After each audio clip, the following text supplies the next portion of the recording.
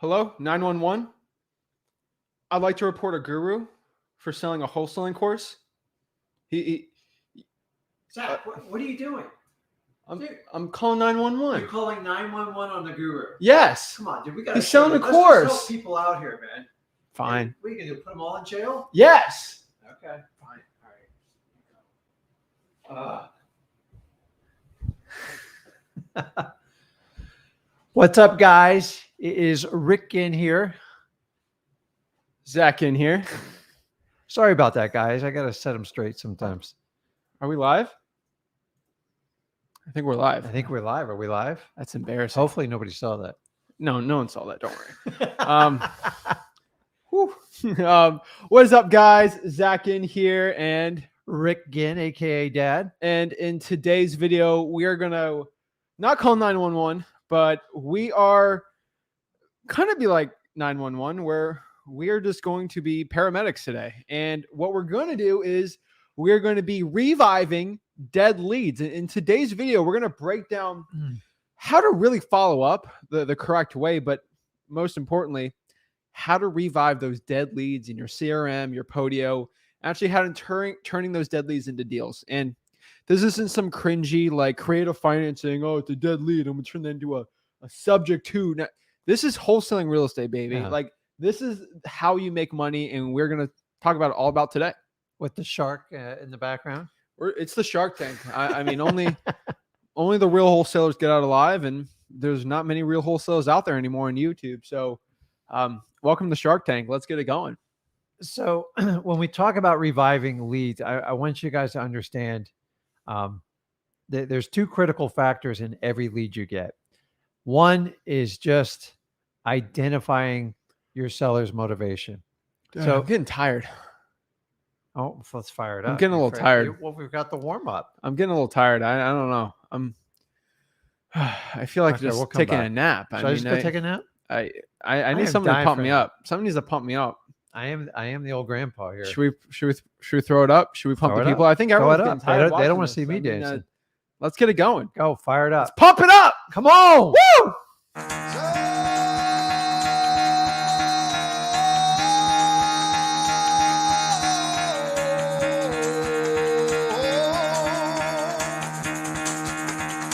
Get the fuck out of bed, bitch. Go.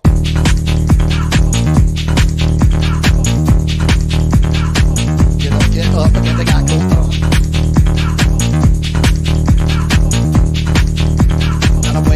Time to wake up, bitch. Get up. Get up. Get up.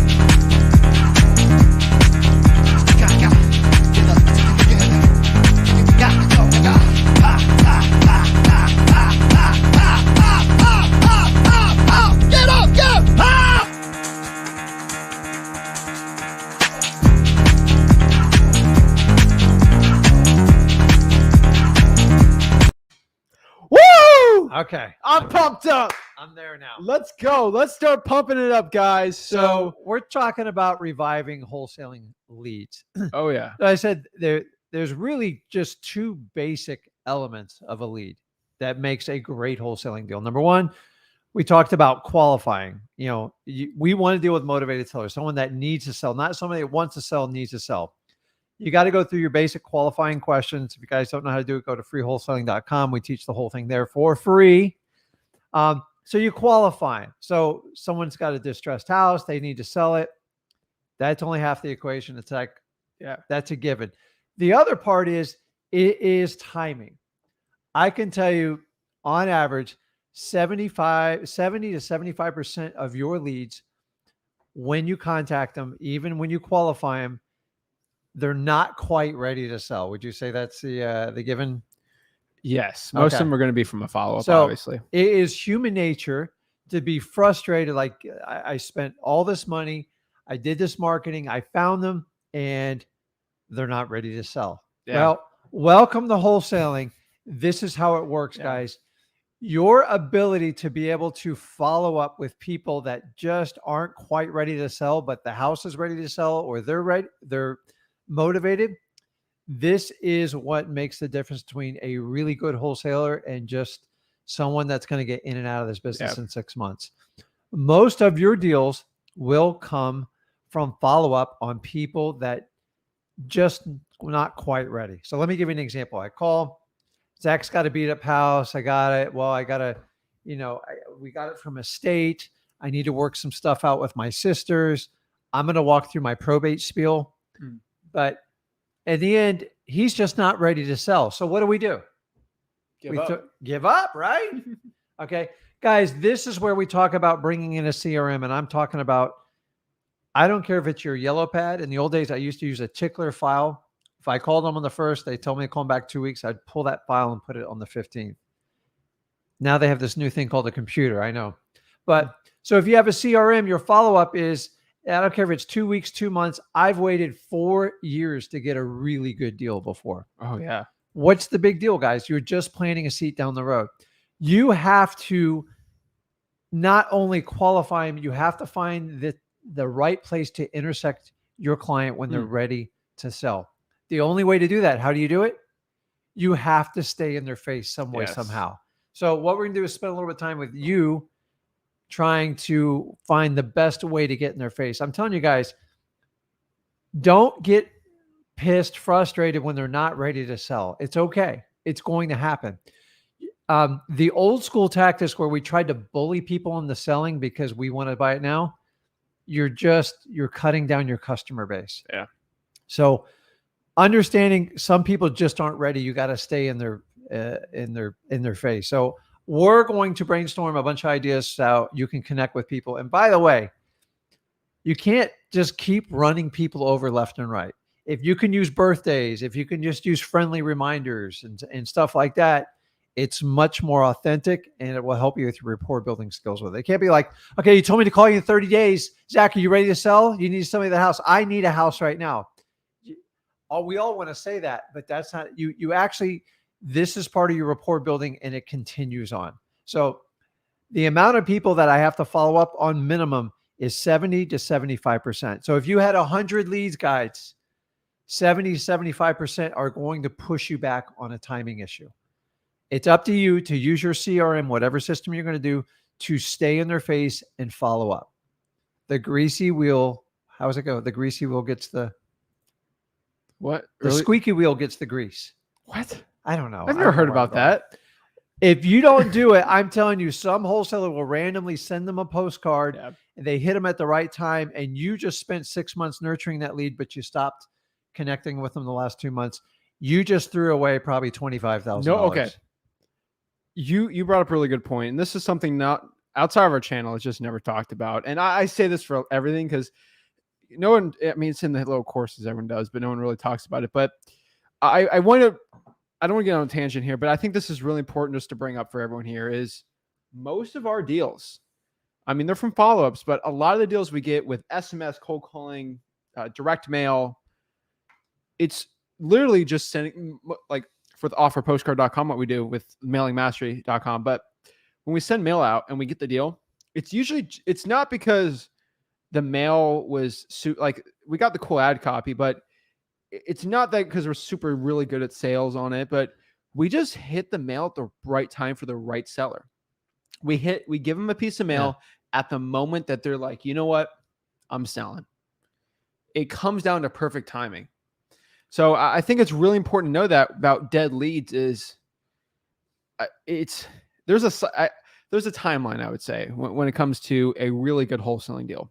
Maybe you hit them a little too early where they're thinking about selling, but they want to sell. So let's use a year as a context. Okay. Mm-hmm. January 1st to December 31st. It's like a lottery. We know there's going to be a deal from that person. Let's say April 1st is the day they want to sell the property. They'll do it for a discount. And they say, possibly they're looking to sell in January, right? Yeah. What should I do? If I follow up with this person every couple weeks, eventually I'm going to hit April 1st and they're going to sell, get the deal. But let's say I want to do it every single month. And let's say I call them January 15th, February 15th, March 15th, and then April 15th. Oh, shoot. I call them April 15th too late, right? Most sellers have a certain window where it's like, you know what? I got to sell. And they'll literally, whoever talks to them, they'll just sign it right there. And that's why it's really important with your leads that you're following up on an aggressive timeline.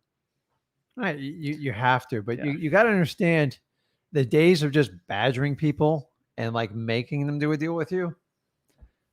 We get a lot of deals from people who do that in our current marketplace. They're like, they go, listen, at some point you do have to give people some space. Yeah. I'm always asking the right questions. I'm framing the conversation, but at some people just need time. You got to understand, selling a house, would you say that's usually people's one of their biggest commitments, definitely financial, maybe outside of marriage or having kids? Yeah. It's a huge decision and it's overwhelming to people. And like so many, like when you get a lead, like you're there, stick with it, hang it out. I'm telling you right now, let's just go through some quick cheat sheets on the best way to stay in contact, to stay in phase. So how to revive the leads. yeah. So they've popped up in my Did you bring your CRM. stethoscope? We got to revive these leads. I need the what do they call it? Defibrillator. I don't know, man. Just need to Clear. jump that hard. Bzzz.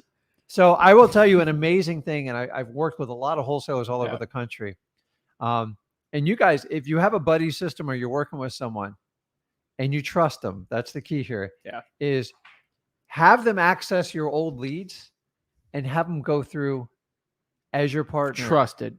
And watch what happens. It is unbelievable when somebody else look at your leads because like, Well, they look at it from a different perspective. I got a fresh opportunity here, and just a change of voice, a change of direction.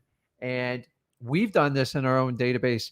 We just go into the old leads and we just hammer through. Well, why does that work? It's two things. And it's the one reason why you give your dead leads to just another person, why that person does really well with them. Mindset. Yeah. The other person has a mindset, this is a fresh lead, versus you, the mindset is a dead lead. Exactly. You completely different conversation. Everything's completely different. But here's the difference. You pay the same amount for a dead lead as you do a live lead.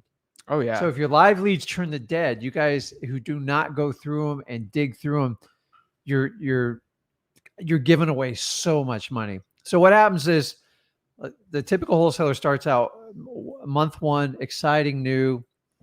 I got kicked in the belly a few times, to say it lightly. And then the problem is you're going from 0 to 100 miles an hour. What happens after month 3 and month 6? You have thousands of dead leads. And so many of you guys just ignore them. I'm telling you, the dead leads are powerful. You have already paid for them. So get going. And they've already shown some signs.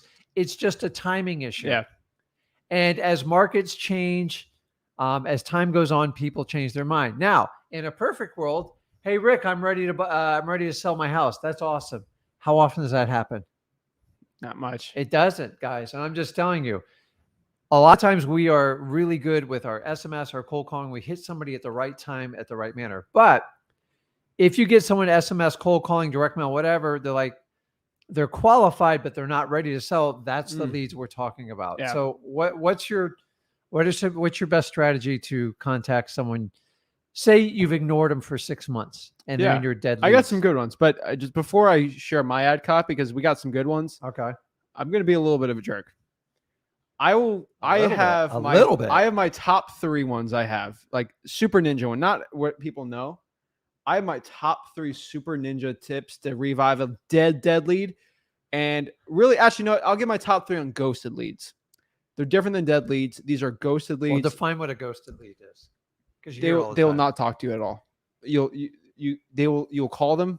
They're hot. When did this word ghost come out? Because It's that the was young never. kids. It's the young kids. I was like, what are you going to, a haunted house? I used to say, we used to call them MIAs. It's from Snapchat probably, but it's from the young kids. Showing the age there. MIA. It's not World War II. We're not talking about MIA. Okay? Ghost. I'm like, what is that? What was that movie with Ghost? What was that? Was it Ghost? I don't even know. What's her name? I don't know. It was oh my God. Now you're okay. Okay. Somebody will tell me on the screen. What I'm going to do is I'm going to give my top 3. Patrick Swayze. That's it. Oh my gosh. Demi Moore. Oh my. Okay. Guys, before I break it down, you guys do me a favor. I see how many people are watching and I see the amount of likes on the video. I need to at least double the likes on all the channels. Well, you got to give us something to like. Like the video. Okay. Smash the like button and subscribe. Like this video and then comment below. Okay, I'm going to look at the comments here. I need about 15 comments of where everyone is from. I'll give the top 3 out. I need 15 where your market is, because I think there's somebody watching this right now right now that has some deal, let's say in like Detroit or Michigan, in Detroit, that they need dispoed. And if they actually put, hey, I'm in Detroit in the comments, someone's going to network with them. Yeah. And they're like, are you in Detroit? I got cash buyers in Detroit. I need 15 in the comments. Once I get all the likes up, the reason why I do it is because I want more people to watch this so we can We got a heart too. so we can beat these gurus out. The reason why is because every time I tell someone to like the video, we'll go from like 40 people watching to like 120 in like 5 minutes because the algorithm likes it when we like it. So like the video, guys. I'm telling you, I can look at the stats right here. You see how it's rising right now? Everyone's watching because I'm telling everyone to like it. So I don't even know where to look for that. I stuff. know, but all I know is there's a camera, and that's all I've like figured out so far. oh my gosh. All right. So let's answer some questions while we're getting everyone to like it. Guys, we're going to break down exactly how to revive these leads, and we're going to get it going. So, hey, Zach, just how can I pull the best leads off PropStream? Freewholesaling.com basically has everything on there. So just go to freewholesaling.com. I'll save you a half hour. Just sent my first batch of ROS. That's Sweet. awesome. ROS is the mail piece we use, guys. If you want to make 100K in direct mail, I'm just telling you right now, mailingmastery.com.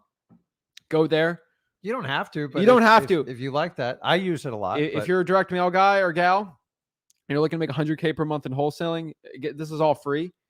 Yeah, this is for people who actually want to make 100. Like some people don't want to make 100, and that's okay. They're trying to make their first 100. Who doesn't want to make 100K? People trying to make 100 first. Okay. Okay. You gotta walk before you run. So for the people making some money, they want to get in direct mail. Mailingmastery.com's on there. It's not required, but it's no. I'm just letting you know for everyone. Add it to your arsenal as needed. I just saw it. Zach's going gangster with the Wu-Tang shirt. Wu-Tang. I appreciate that. Is Wu-Tang a music group?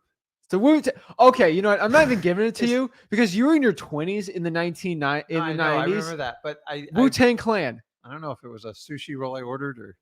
Dad, you were in your 20s in the 90s, right?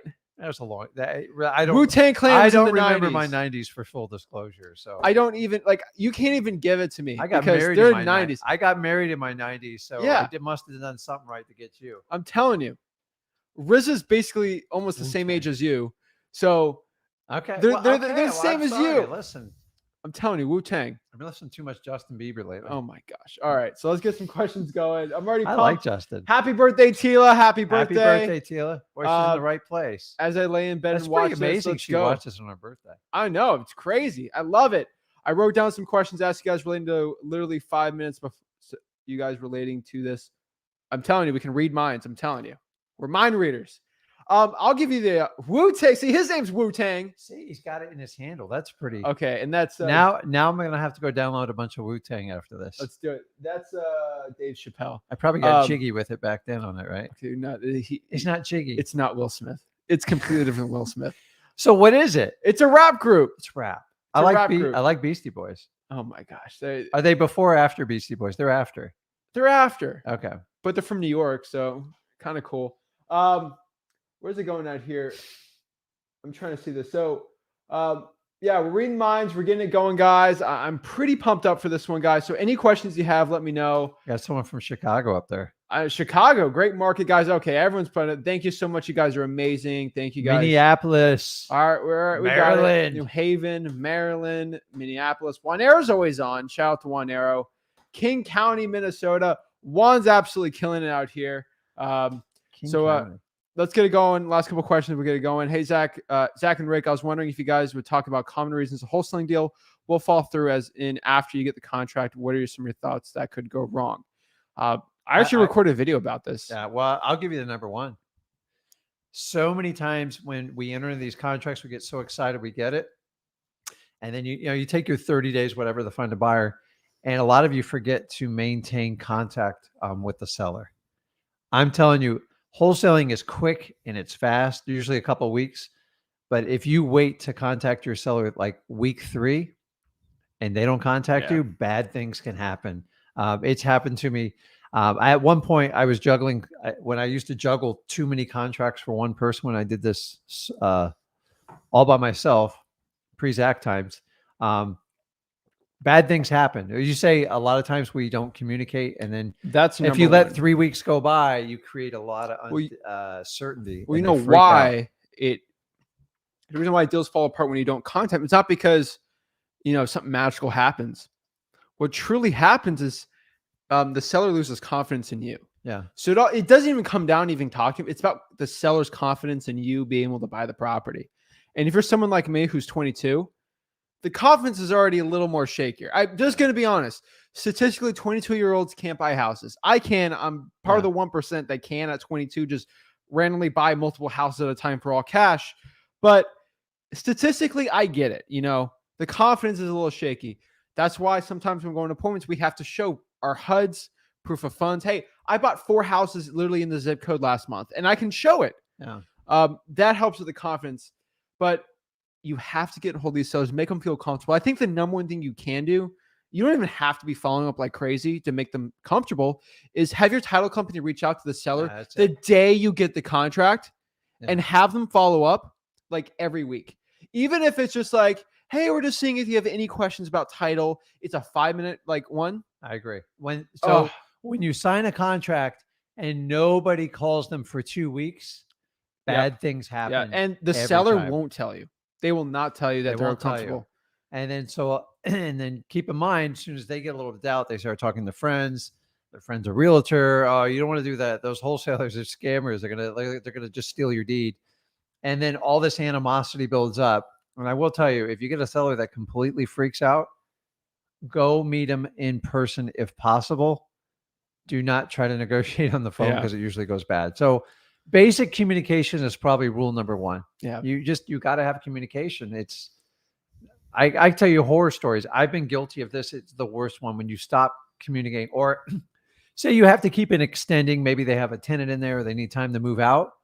Keep in touch. We have deals we've worked on 6-9 months waiting for people to move out, and especially as of recently with all the pandemic stuff. So just keep in touch with it. It's a pain in the butt to call them and stuff like that, but it really it makes a difference. If that's my one tip. You got any others on that? Well, I mean, I think you remember 2 years ago, basically. I remember that deal I got that you thought I was nuts. This is pre-COVID. I still think you're nuts. I went to a person's house. I went to this dude's house 7 times. I went to the guy's house basically every single day for a week straight to get a deal. And it took that much hand holding and just conversation to get the deal done. Yeah. And we got the deal done. But it took a visit every single day for a year straight. Not a year straight, a week straight. But it was insane how that happened. But guys, I can tell you right now, it's good. So I just checked the likes and hey, is this tripled. Live? Yeah, we're live. How do we know it's live? Oh shoot, I forgot. So I think we were talking this before the live. Is a lot of YouTubers for wholesaling has swallowed it wrong way. It's all right. You got coffee right there. It's too hot. Oh my gosh. A lot of YouTubers are going live now, and this is a new pandemic in just real estate wholesaling industry in general. It's a YouTube pandemic, right? It's a YouTube pandemic. They are going live, and they're not live. They won't answer questions. They literally have a pre-done. They've done a live, and they'll re-upload the live and do it live. They just say it's live, but it's not live. Guys, currently it's 5:27 p.m. Eastern Standard Time.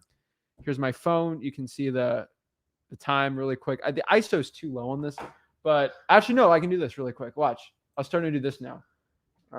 New York official time. What's this? This is how I flex on all the people that actually don't go live. Can they see it? Yeah, I will share my screen. I'm going to share my screen real quick. I'm going to do this every single time now just so you can do this. Oh, yeah. Oh, yeah. Look at that. Oh, snap. Oh, yeah. I didn't even know this is a thing. It's crazy. So what happens is a lot of people will put live, and I used to see it be in the upper left-hand corner, and I click that thumbnail. I go, well, it's live. I got to tune in. No. And then to find out they've pre-done it all way ahead of time. Just look at me flexing on all the gurus out here. Just sharing my screen of a live time. No one else will do that. Demand live verification. I'm telling you, it's crazy. And then I think remember this podcaster guy. He had his podcast, and then on his Instagram story, he's like, I'm on the beach, and I'm like, I thought you're supposed to be I thought you're supposed to be doing it. They literally did a story at like 4:00 and his live was at like 6, and he was not even in the same state as his live I was. didn't even know this. They're before. faking the Yeah, lives. whatever. It's getting ridiculous, and it's E- ruining every- engagement with the audience, and Yeah. they're learning less, and I hate it. That's why I go Listen, live. if you're live, you're live. Great. If you wanted to record the segment, there's no problem with that. No, just record it But though. just don't pass or record it off as live. No, Do they think they're getting more credit for it, or it's going live takes a lot more effort than recording a video. it's like if you're gonna go to a concert, you see it live. like lip What if syncing. they drop this, It's if lip they drop the syncing. screen. I'm like, It's "Whoa, wait a annoying. minute. I could have downloaded this in my own home. That's ridiculous. That's right. It's And you know what? I look for it all the time now because I fell for it too. And I don't looking at the thumbnail saying, well, why do you live, think I have to teach everyone this? Watching this is it's dirty? request verification. Dirty. I'm telling you. Live verification. Okay. All right. So I just looked at it. What I'm saying right now is I looked and it is live. That's live. And we tripled the likes. So I will, man of my word, I will share the top 3 secrets right now. So when a seller ghosts you, and this is part of reviving a dead lead, because I would say the definition of a dead lead is just there's 2: a lead that doesn't talk to you anymore, or a lead that just they don't want to sell the property, right? It's dead. It's not a good deal at all. Mhm. One way is when they're ghosting you. Don't roll your eyes. Ghost. Okay. I just want to start singing the ghost song. I'm Never mind. going to lock you in a room.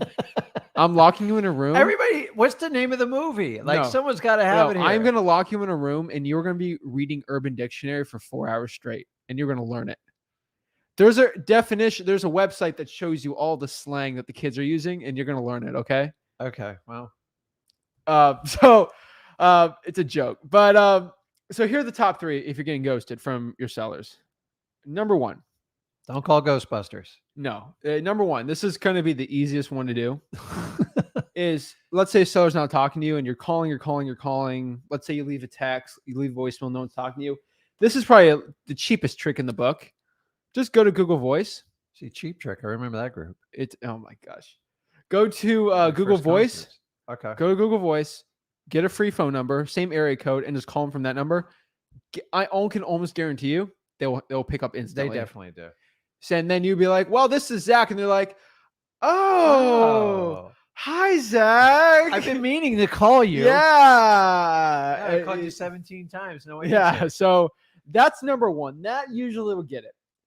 And So you don't start. What's the one where you block your number? Star 67. That doesn't help you at all. star right? 67 looks suspicious. Looks sketchy. It does look sketchy. So I would Okay. not do that. Number 2 here. This is when we get a little more funky. Okay. Now we could go to their door. That's a lot. I know it could be risky. We go to their door, knock on the door, and just see if they're there. You got nothing to lose at this point. If they don't do that, or you don't want to knock on someone's door, you don't have to. Mm. Leave a sticky note. Don't say your name. Say your partner's name, or maybe your wife or spouse's name. Hey, this is hey, this is Sarah. Give me a call back whenever you can, and put a phone number that's not with the Google Voice number Okay. that they're not answering. 95% chance you get a call back, right? Mhm. And then what's that 1% chance you don't get a contact back? What you're going to do is use not you. So what exactly I would do? So if I'm Zach Ginn, I can't get that lead done. Yeah. I'd go on your Facebook, and you would Facebook message that person. And I'm telling you that There you they'll go. do very well. So that was my top 3 tips if you're being ghosted.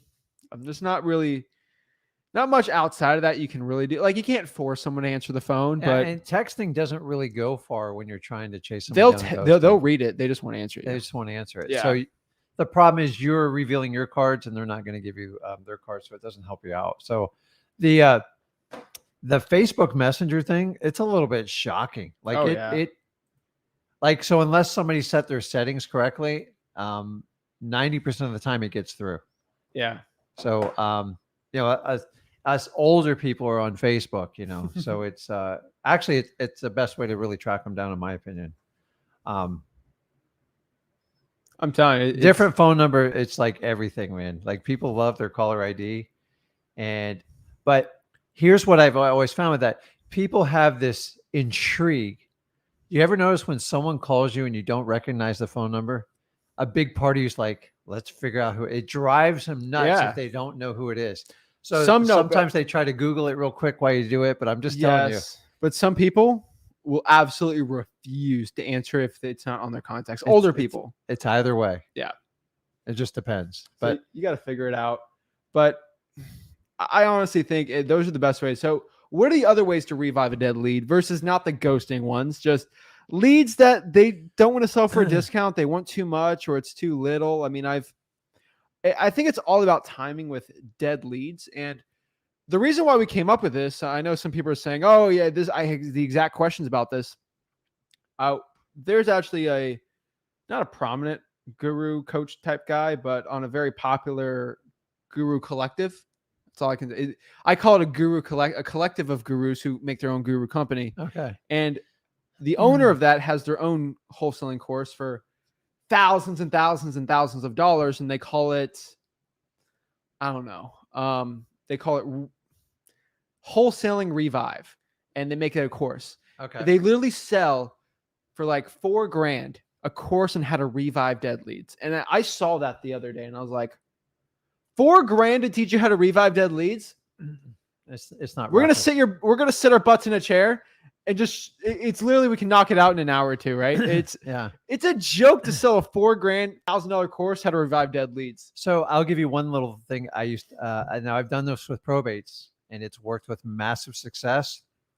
But I'm going to warn you: you got to be, you got to be get bad. calculated and do this. Yeah. So sometimes I would have someone. Wait, didn't they pay $5,000 for this information? Don't they have to pay $5,000 to learn They're this? just paying with their time. They're smart people.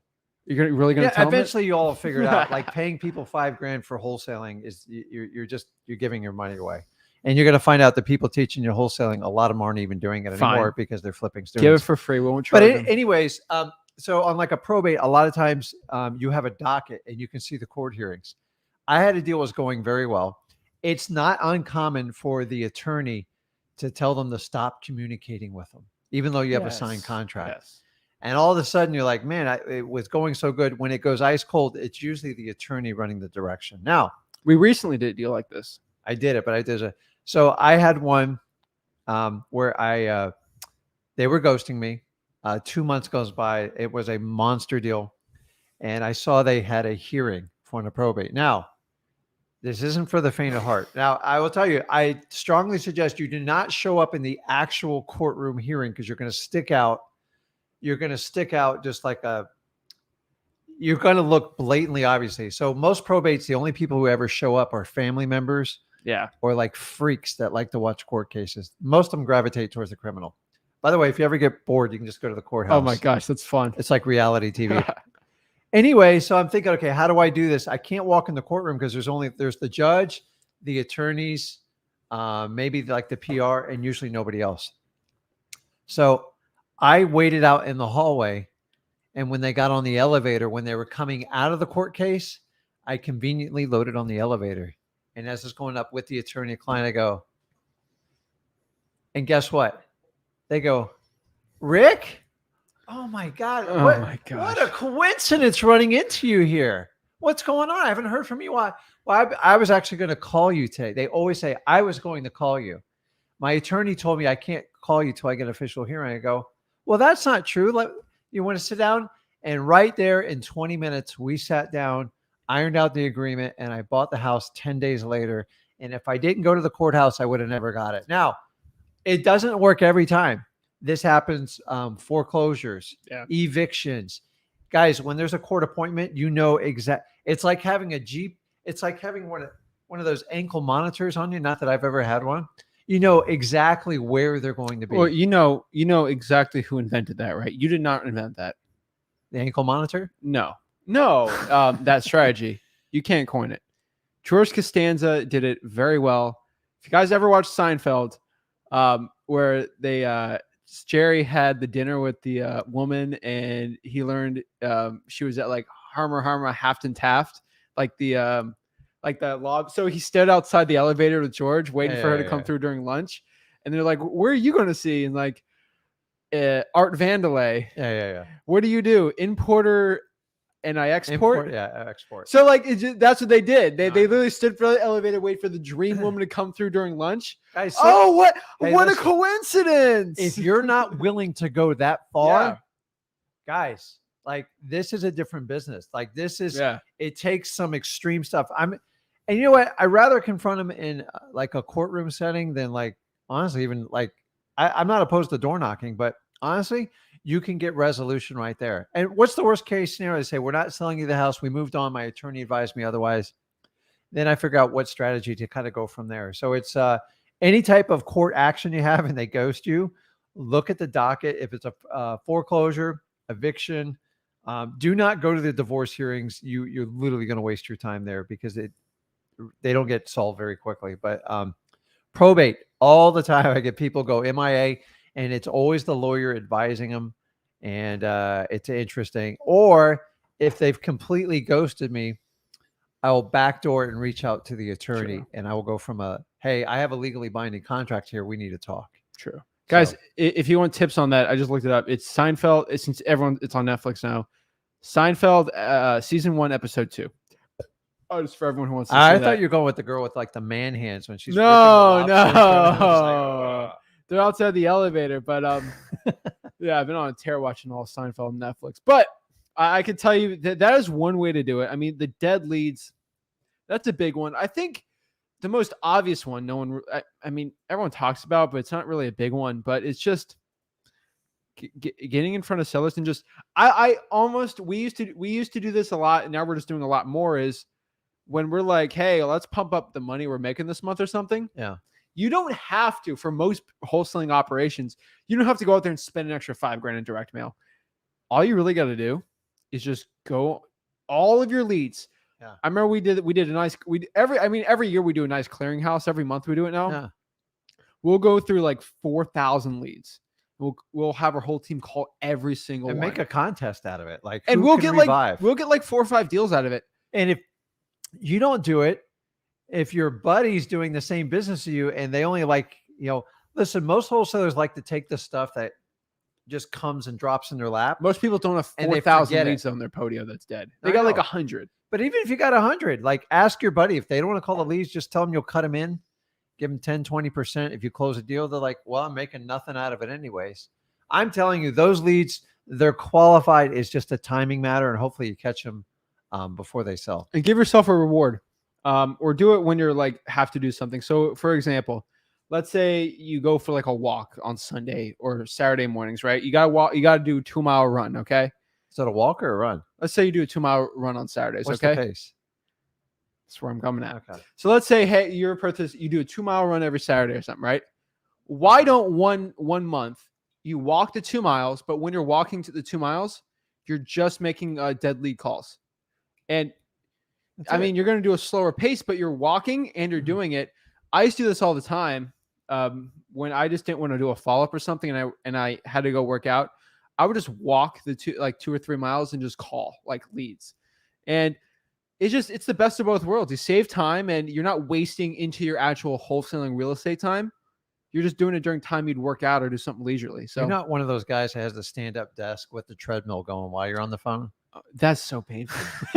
People used to go live in wholesaling. Not anymore, but they used to do it from like a treadmill. I'm like, Guys, listen, if you're going to work out, if you can't take an hour to exert your body, like if you think you're going to do it while you're working, never mind. I know won't it get comes into down to the business model because I know a that. lot How many of calories you're really going to burn walking on a treadmill? it's true. I'm telling you, but Okay. I can tell you that's really a big part of reviving a dead lead is just calling.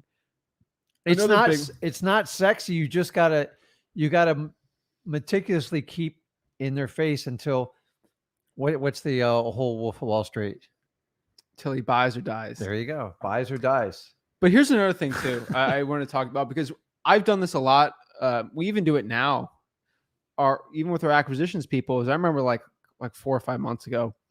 Sometimes I think you know this better than anyone. You just have an initial call to seller and it just doesn't go well. It does not go well at all. And that seller just hates that person. And it's a good deal though. It's not even it's a bad sit. It's just, it doesn't click. But what we do is our acquisition, like Zach, this person just was so difficult with me. Those are my favorites. And guess what?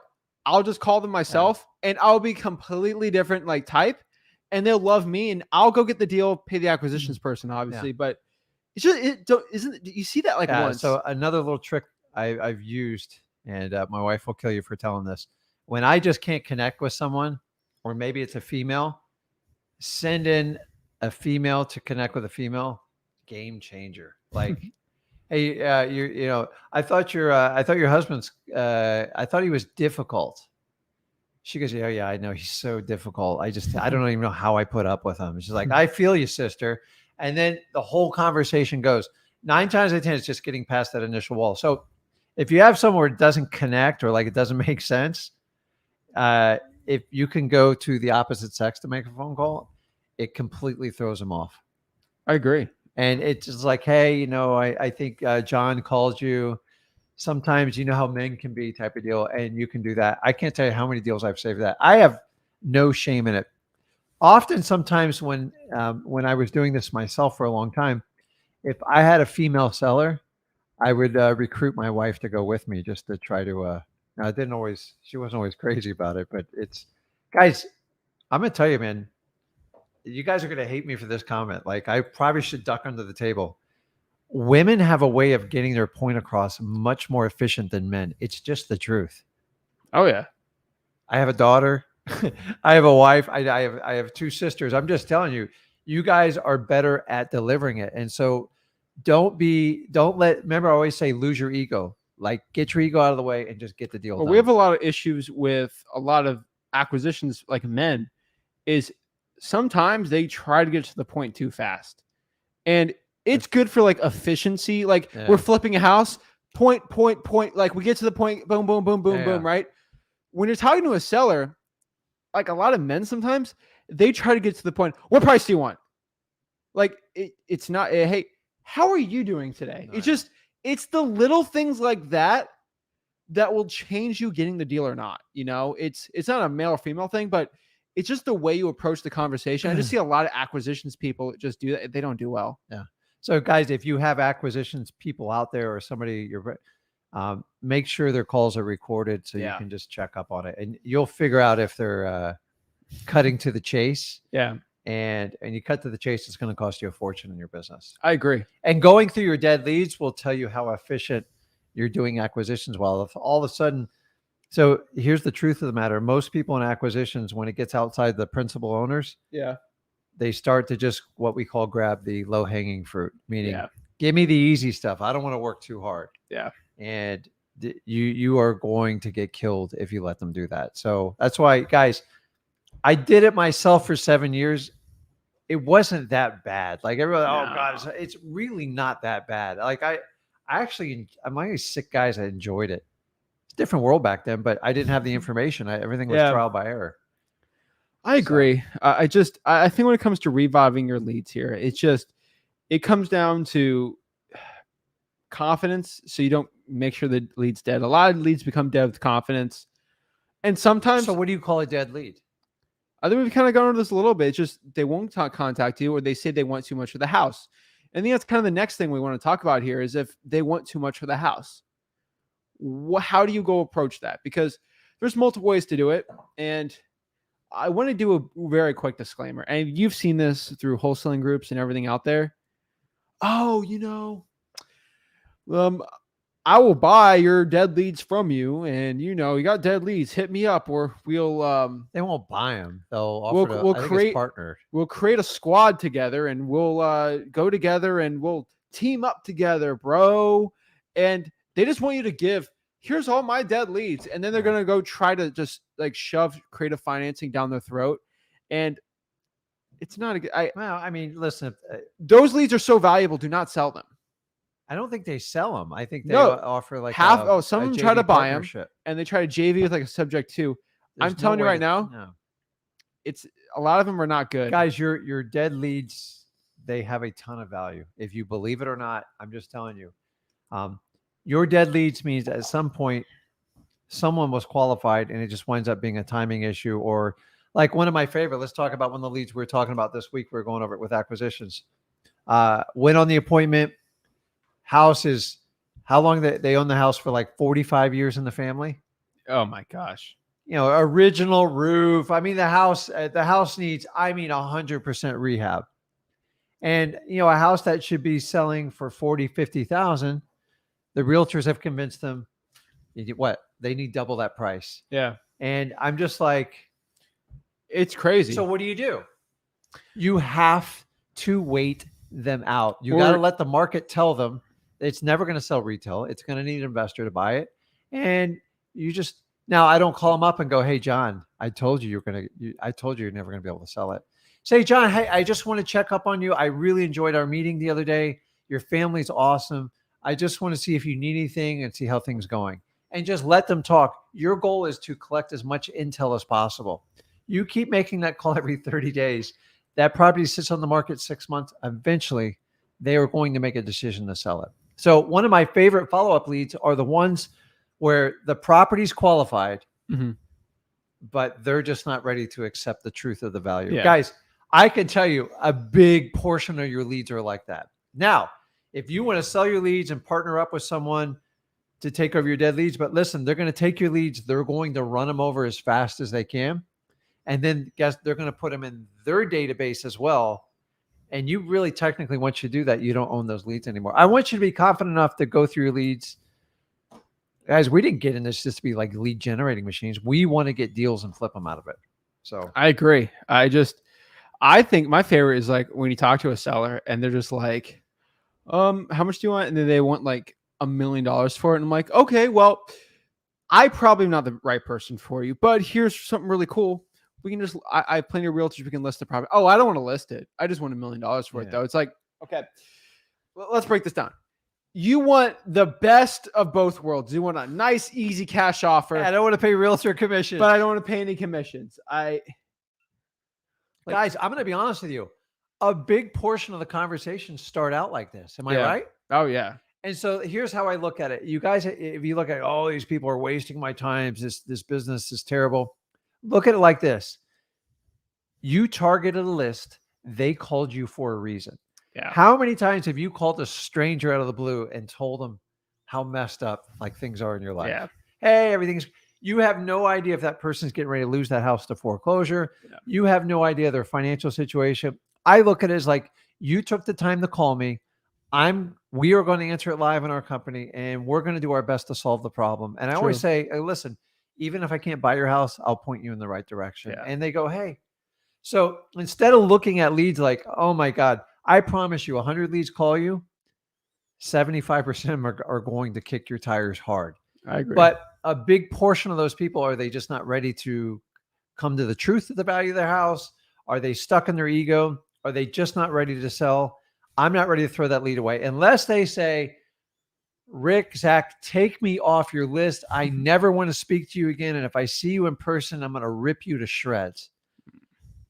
I'm probably going to put that in the dead lead. Now, if they say you're just annoying me, I don't know, man, buy or die. Buy or die. That's how I look at it. And by the way, when you get these calls, guys, stop getting in fights with them. Just go, hey, let's just kill them with kindness.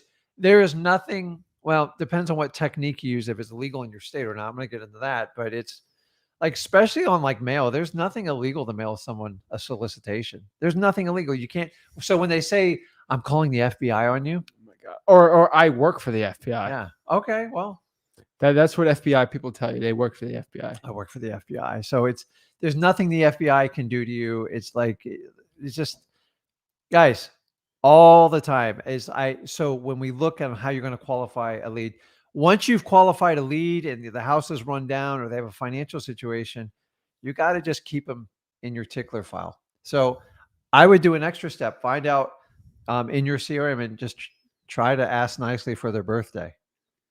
What a great way. I had one 2 years after.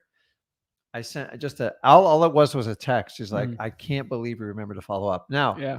I wasn't always the best when I first did this. I gave away a lot of my deals and nothing ticks me off worse than watching somebody else buy one of my deals that they were already in my database. Yeah. Because that means you dropped the ball. So just now there is a little trick here. If you call them too much, you can really tick them off and they'll never do business with you. So you just gotta be nice enough about it. We got hold on, let's check this out right here. we got Patrick. Let's see what Patrick wants to talk. See how we can help him out in wholesaling real estate. So let's see what we got. Patrick. Hello, how are you? Good. How are you? Welcome. What Good. question you got? I put a link on, see if anyone had any questions we can help them out with. Okay.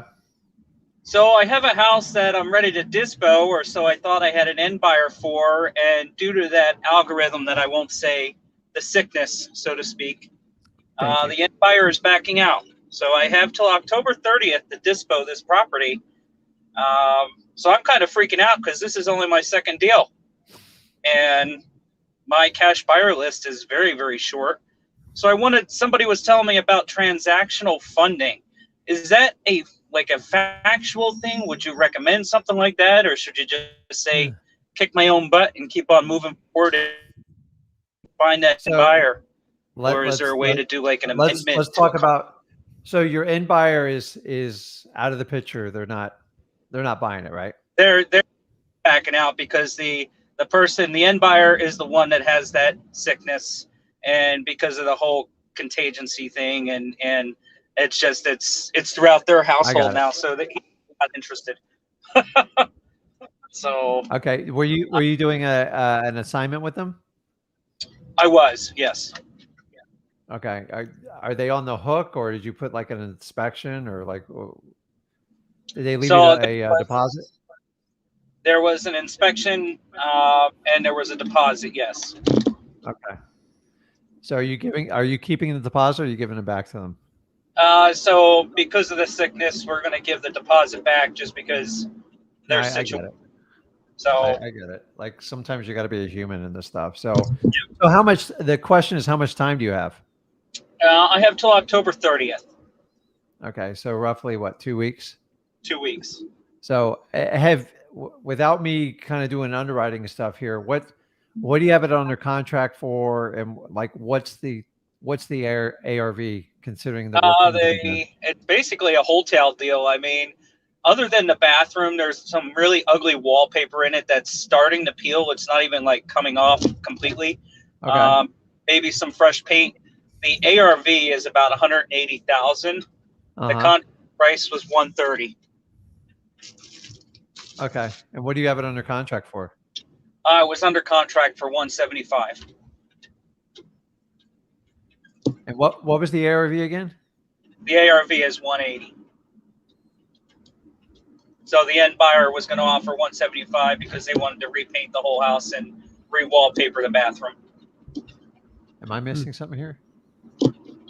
I mean, let's write this down. So ARV is 180, and they're going to buy it for 175. No, he has it under contract for 170.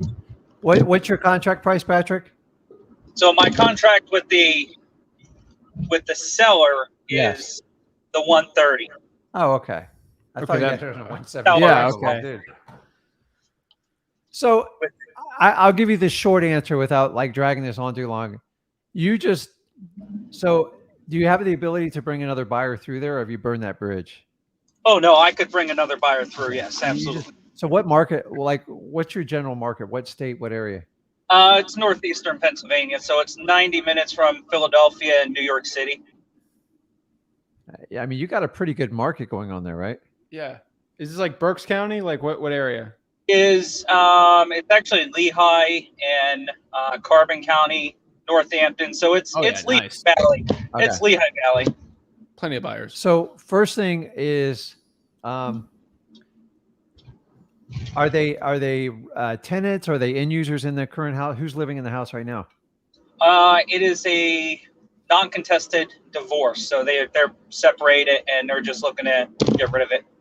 Okay, so here's the first thing I would do. So being a little bit newer, first of all, you're going to have to double down on getting cash buyers. I'm gonna let Zach attack that one for you. I would nicely just be double checking in the back of your mind to get even like build in the mind for a small extension with the seller. Yeah. Just because if you wait till the very end to get it, you're doomed. Yeah. Okay. I've done this. I've done this hundreds of times, by the way. Now, most people, if you've been honest and they've trusted you at this point, a couple weeks doesn't make that big of a difference to them. No. unless they go, hey, I got to be out by this date. This is happening, and the trucks are coming. If you know that, then you're stuck with the date. But I mean, we're working another deal. I just had to get an extension for like We- 4 we- more months. we get- Whatever. sometimes you just get them, and the reality is it is your fault. It's not their fault. So, and you got to start prefacing and framing that conversation with them. You can blame it on anyone, but hey, listen, do you mind if, we move this back this couple weeks? I'm just moving some money around, or like whatever you need to do. At least have it ready to go. Do not wait till like the 2 days before the contract expires, because you're going to feel the pressure, and it's going to be very, very stressful. Yeah. Do that. And then Zach, what's the best way he can jump on cash buyers in his local market quickly? They got a huge, absolute massive real estate investors association, like an hour away. I know it's the Berks County one, but I don't know how far is Berks County from you? Oh, that's only about an hour, if that. That's all Yeah, highway, Pennsylvania Turnpike and things like that. Go check out. I think April Crossley owns the REI Real Estate Investors Association over there. Check her out. She's got a huge Facebook group in that area. She kind of runs things over there. Yeah. So she'd be really good on that one. You can easily find a buyer there. The buyers are in there, realtors, everything like that. Next one is you go through freewholesaling.com and you just start pulling cash buyers from Facebook. Huge Pennsylvania off-market real estate, I think, is the Facebook group. Go in there and just search Lehigh cash buyer and just start pulling it. Freewholesaling.com has it to do it. I want you to start emailing on Gmail every single one you can. Facebook message up to 50 a day, and you will find one. Just get proof of funds. You're going to have to switch over and focus on the cash buyer, but take that same intensity you use to find your motivated seller and take the same attitude. And sometimes the interesting thing I found with cash buyers, whenever we're in the pinch, we make me and Zach on the phone all the time. And you just start making tons of calls. I understand cash buyers, like, they take their time getting back to you, and it feels a little bit frustrating. Just keep going. And then all of a sudden they're like, hey, I want to do this. I want to do that. Yeah. And then do not waste time on your vetting process. Cut straight to the chase and make sure they're real buyers, because you can't mix the wholesalers in there, because they'll make your life a nightmare. But I think with building in a little bit of an extension with the seller, at least framing the conversation, and then just going to work on like the cash buyers with the numbers you gave me, it should work, especially in your market. You fought this hard. Do not give up. Like I'm just saying, like, I always feel like I want to help the seller out as much as I can. So, absolutely. I'm not telling you to stop your marketing, but make this a priority. And I think if you have 30 days to wholesale a property, if you can't wholesale it in 30 days, it means you have the wrong price. End of story. Would you agree? 100%. So many people fight. I go, hey, you got the wrong price. That's the problem. I don't have time to go through and you know your market better than we do, so you know it. So I would just take that attitude. I can tell you, I found a buyer in like a couple days. Like, you'd be amazed. The stressful part is when you get to the end of the contract and you're trying to get someone done in 2 days. You're usually going to get you're going to get a tiny little assignment for you to make that happen. True. So, and by the way, if you work with a little tip for you guys trying to find last minute cash buyers, reach out to the title companies you do business with. They know who all the real player cash buyers are, and they won't play around. And then what you do is you send them like a gift card. You got to be careful how you pay them, but some realtor. I'm telling you, man, your title people are the gatekeepers. They're really good cash. Hey, this guy just bought 2 houses right over here. Or you can ask the title company, hey, can you give me the recent cash sales? They're like, no. Well, it's public information. They're like, fine. You know, listen, I dead out. I just ask them. I go, listen, I got to deal with somebody backed out at the last minute. I'm willing to pass on the savings. If they use your title company. Yeah. Well, of course. Yeah. So, it happens. It happens to us all the time. Like, it's just, we get buyers that drag on. They do this. It's just, I think you're doing the gentleman's honor by giving them their back. So exactly. I think it's good karma. I think you're on the right path. Just hang in there. You'll get it. It's gonna be a little stressful, but if you get that extension, it will take the stress off, and you'll have the time to do it the right way. Yeah. But I've wholesaled the deal in 48 hours before. So, but it wasn't my second or third deal, for full disclosure. Yeah. So I want to get you on the right track record. So drop what you're doing and focus on trying to get that extension and then just going gangbusters on the cash Yeah. buyers. Okay. Very good. Awesome. Perfect. Any more questions? No, I think that's it. I mean, I'm pretty much. I've been watching you guys' content. It's awesome. I have PropStream. I pay for the additional with the automatic lists. Awesome. That's pretty cool. I'm doing wholesaling part-time right now. Ultimate goal within the next 30 days to go full-time. Let's And do it. just keep on trucking. Absolutely. That's Just keep fun. on trucking. It's changed my life. Even part-time. Oh, I yeah. mean, spent more time with my family and it's brought us all back together. So That's what I did, dude. I used to do 80 Absolutely hours a awesome. week when I had Oh, this yes. little guy. So I was sleeping in my office doing 90 hours a week, and now I don't even do that anymore. So it's I know. exciting. So it gets Keep better. it Just coming. just focus on the task you got at hand, and then every deal you do, you'll learn so much more, and it becomes fun. But it's you're on the right track. Keep doing what you're doing. Oh yeah, keep it up, Patrick. all right, Thank thank you. you. Appreciate Boom. it. Awesome, helping Patrick out. Got a lot of great questions. Tony, welcome. Sorry, late. No big deal. Rick the man. Lane asked, do I have a mentoring program? Yes, I do. It's freewholesaling.com. It's absolutely for free. Really? It's free. Guys, there's no catch here. I know it's don't get it. absolutely crazy. We go completely against the grain of everybody's on the internet, specifically with wholesaling. Guys, I've been doing this since 2003. There's nothing out there that is a secret anymore. And anybody who tries to tell you, if you pay me X amount of dollars, I will make you successful. Yeah. They're flat out lying to you. So here's what we get. Well, we're going to give you a lot more attention if you pay us. Okay. How many students do you have total? Did we just do Patrick 101 for free? Yeah. So let me get this straight. I get individual attention, but it's a group call or like a Zoom with 100 people in there. You 200, got to be 200, kidding Dad. me. You got to be kidding me. Like, how are you going to get the attention? Guys, they're scaling these coaching programs and you're getting less interaction. You're getting watered down material. Yeah. It's terrible. Be careful what you're being sold, guys. I mean, like if you want to do it, I'm not here to stop you. You want to give your money away, give it away. But wholesaling, like learning your ABCs, it should be for free. Okay. You want to get help down the road to scale your business, go for it. I know. Let's go. Let's see who else we got. We got Nick. Nick, what is up? Hey, Zach. I know. Hey, he's killing- Rick. Hey, Yeah, what's sorry up? about it. My setting's not too great for that. It's okay, but man.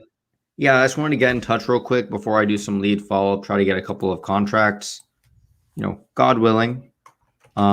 Just two quick questions for you. One of them is relating to probate and pre-foreclosure. The easier one first. Okay, shoot. Yeah, so I'm looking at quite a few leads where there are vacant lots, either infill or out somewhere that I just have no experience with, not my market. So Okay. I'm wondering if I can get these at a discount. How easy is it, and what's the best way to go about finding a buyer? You want to start with this What one? or- market are you in? Really, it's all over Texas for the lots. They're kind of in developable areas, mostly Houston, Texas, and Brazos County. Okay, bro. This is probably the simplest one ever. So, have you gone to freewholesaling.com? 100% every day. And you go through the land module? So I've looked at it and I'm an acquisitions guy. I've been watching y'all for a long, long time. Did you go through the entire land module? Not yet, no. Go through that. It'll show you exactly how to do it. I'm not saying that to be short with you. I'm just letting you know for everyone watching when they have important questions or they can't get their questions answered, everything's in freewholesaling.com. So I'm not saying I'm going to answer your question. Don't worry. But if you go to freewholesaling.com, you go to the land module, wholesaling land. What's going to happen is we're going to explain how to find land buyers. And the top ways to find buyers for land is do reverse engineering for the deal. This is where you find the buyer first and then you find the land. Because land is still in this weird part of wholesaling where it's way better to find the buyer first than the land. This is the only section that works. Am I correct? Yes. Just like wholesaling in 2010, as you know, it's Yeah. better to find the buyer first and then the deal. Right now in wholesaling real estate, it's advantageous to find the deal and then the buyer because you can coax a buyer with your deal.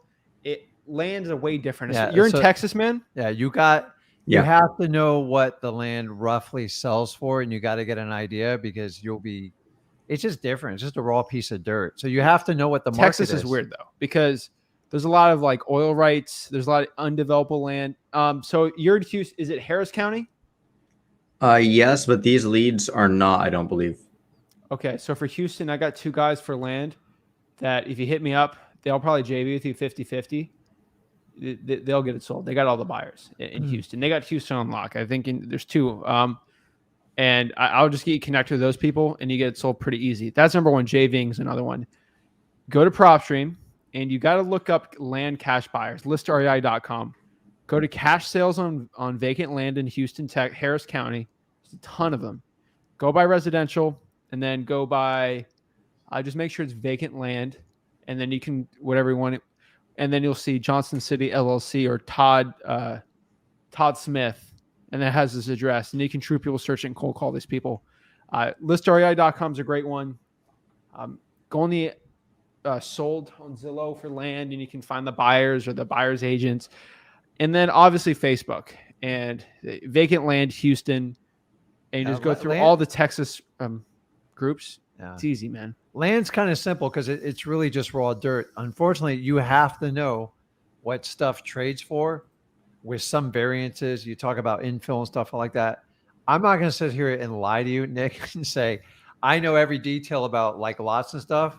For the most part, you put them under contract. You have an idea what they should sell for, and understanding you're going to get some oddballs in there, and you're going to have to find a way to sort through them. If it has some unique feature that's going to cost a fortune to get it up, and it doesn't, it's not apples to apples, the other one, you just got to get out of those contracts. Now, the good news is much easier to get out of a contract for land than it is like traditional houses. People are used to it. Like they don't care. Like, okay, whatever. This guy didn't work out. I've had land deals where they're like, yeah, you're the 15th guy that's put it under contract with me. I'm like, oh, you're one of those. Yeah. Meaning they're hiding something for you. So like land's simple. Figure out what the value is in that area market. And unfortunately, you have to establish it for like each market you go into. So if you're not doing it in your backyard, which sounds like you're doing a little bit of virtual, it's a little bit trial and error, unfortunately. But once you dial it in, that's when you can really ramp it up. So if you know lots sell for 30 or 40 grand and you can get them under contract for 20 to 25, you can go crazy with it. Yeah. But in the beginning, you put everything under contract for 35 and you're like, oh my God, they're selling for 30. Like I'm getting my butt kicked here. Just make sure you got an out. Land is much easier to get out of a contract than traditional houses because they're not living in them. So they're not shocked. And by the way, when you don't buy it for that price, they're never shocked. They're like, yeah, you're the like 15th guy who's written a contract. Yes, both the land cash buyers. There's so many ways to do it. Again, Nick, I'm sorry if I don't want to come off as rude or abrasive in the beginning, but everything that we talk about is through freewholesaling.com. And the reason I do that is because I can't answer someone's question at 6 a.m. or at like 2 a.m. in the morning. But yeah, it's all in there. But again, are you doing this virtually? So you're virtually doing it to Harris County? It's more like I have my VAs. I'm in Harris County, right? So I do that primarily. My VAs ask, do you happen to have any other property you would consider an offer on? Got it. And from there, I get land wherever they have it. I'll go to some real estate investing association meetings there too, and JV with some people, find realtors. The good news is once you dial in the land, it's easy. You just got to figure out which way it's moving. Houston's so fat. Like it's such a big fat city. Yeah. Like there's just so many people in Houston. I think it's like top 4. Yeah, you're in the right fourth area. Biggest city. Like there's so many cash buyers. If I had to drop in like one of the cities, like the whole thing, I would probably wind up somewhere in Texas as one of them. I'd drive for dollars in Houston. I have a long list on there, but I know a lot of people are very, very successful there, and just you guys never seem to run out of deals. But I think you had a second question. Yeah, what's your second question, Nick? I do have a second question. Now, I love Houston. I love the market because it's just so big and there's always enough sellers, seems like. It's fun, man. And everyone's going to Texas, too. Houston's great because, like, you don't even have to waste your Sundays watching football because they're so bad. You just drive for dollars. The Texans. Yeah, well. They're not going to be good for a while. So you spend your Sundays wholesaling. Any room to talk with our team. I know. My Sundays are being freed up recently. Complete trash. It's great. Ahead, sorry. I wish I could provide input. All I know is Astros, and we technically won. Is all I really got for that. Outside of that, the next one is in Brazos County. This is a pre-foreclosure lead that door knocked. It's like the fifth one I door knocked. He's trying to sell it to me now. So many He doors knocks. Go ahead. Let's go. just Brave door man. knocking pre-foreclosures and tax liens. Okay. So Brave man. he has a loan against his house in his stepdad's name. His stepdad is deceased with no will, one heir who doesn't want anything to do with it. And, it never got probated. And Okay. now his mom took out a home equity loan as well. Not sure why she did that. But at the current price, I can clear that. And I can probably clear the other stepdad's mortgage, assuming that we can get a payoff statement. But I'm just trying to figure out, will I have to Okay, put a closing so- date out for 6 months or? So it's still in his name, the deed to the property, correct? It's actually in his mother's name, but yeah, she should be able to sign off on it. Did she quick claim it, or how did she transfer it? There was Did a she do deed it of while he was alive? trust. I don't know why it was in his name. They might have been both theirs. So this is simple because you don't have to use your brain on this part of it. So take a break when you can, anytime mentally in wholesaling. I would go straight to my title company. If they're in driving distance, bring the file and just walk them through it. How can I do this? How can I do that? He's not the first person that passed away with a loan without a will or anyone to do it. You're not going to be able to get that information, but you'd be surprised how a title company can get that information. Worst case scenario, you might have to hire an attorney just to push some papers around for you. But if there's enough money in the deal, if you set aside $500 for an attorney, it might be well worth it. By the way, banks hate giving investors payoffs. They do not like personal people. They assume it's all fraud. I always go to a title company to get it because 95% of what they get comes from a title company. And again, Texas is slightly different with title than Florida. So, of course, your state's laws are going to be slightly different. Yeah. But for most of the country, it's the same. Yeah. So just go to the title company and say, listen, how can I buy this house? And what do I got to do with the payoffs? And I assume, do you have an idea what the payoffs are? Like, do you have estimates, or like you have the last coupon payment, or? Yeah, it should come out to around 44,000. I don't have the mortgage statement in front of me quite yet. Yeah. But So- I just want to make sure I can get a contract on it before I go run through the rest of the hoops. So, and then it comes down to, and then with the title company is, hey, can you help me with the payoff? And if I get a signature from this person, will it legally be accepted? I got to tell you, like sometimes, Nick, I've gone and created problems myself. Sometimes title company goes, yeah, if that person signs, you're good to go. Yeah. That's not my job to clear title. I just want to do a deal. So don't like throw out a bunch of information unless it's needed. Because if she took title of the property and they're okay with the chain of title command, then you're good to go. Worst case scenario, okay, is you have to open a probate and get it going. So in the state of Florida, for us to do it, me and Zach to do it, it cost me about $1,500. That's like internal cost. It's like $800 in court cost.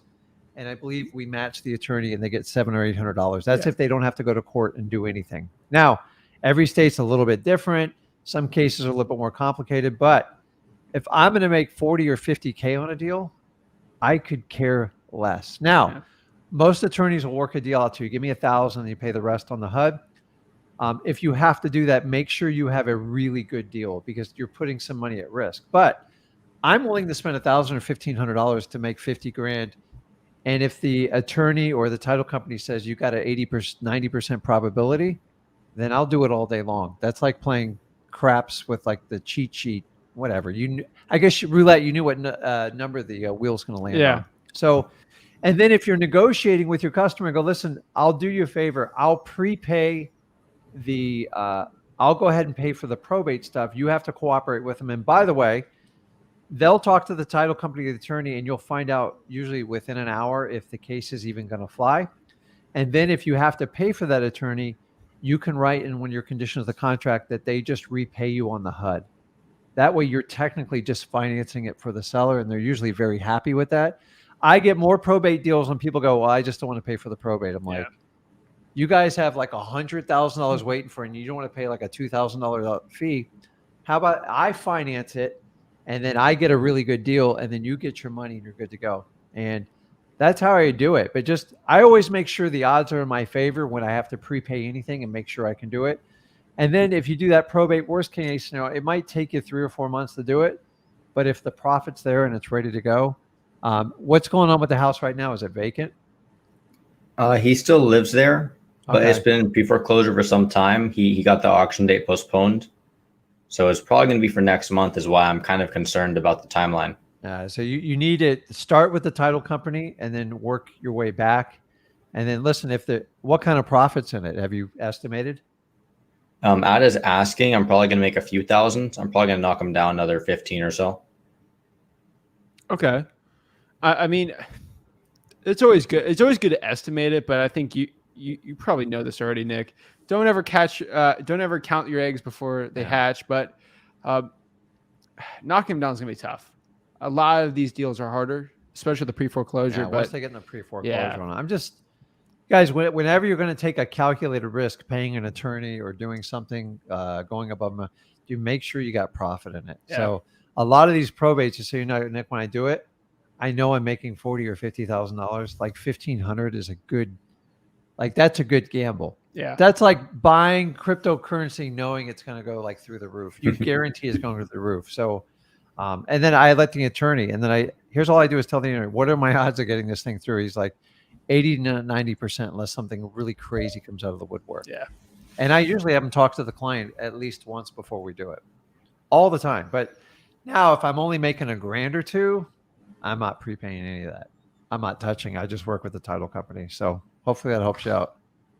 Yeah, no, I really appreciate that. And I'll be applying all of that starting, Monday as soon as I can. Yeah, and keep it in mind when a probate comes up, and this happens so much, they go, well, my mom died. We had one. My mom died 10 years ago. Oh, And listen, guys, people don't like spending money with attorneys. No. And so if I'm living in the house, what really changes? Like they don't care if the title changes, but when it comes to sell it, they're like, I can't. And realtors like, well, you don't really own the house. Other investors like, well, you're not authorized to sign. We go, hey, listen, you want to sell the house? It looks like you're your daughter. Was there a will? You ask some basics.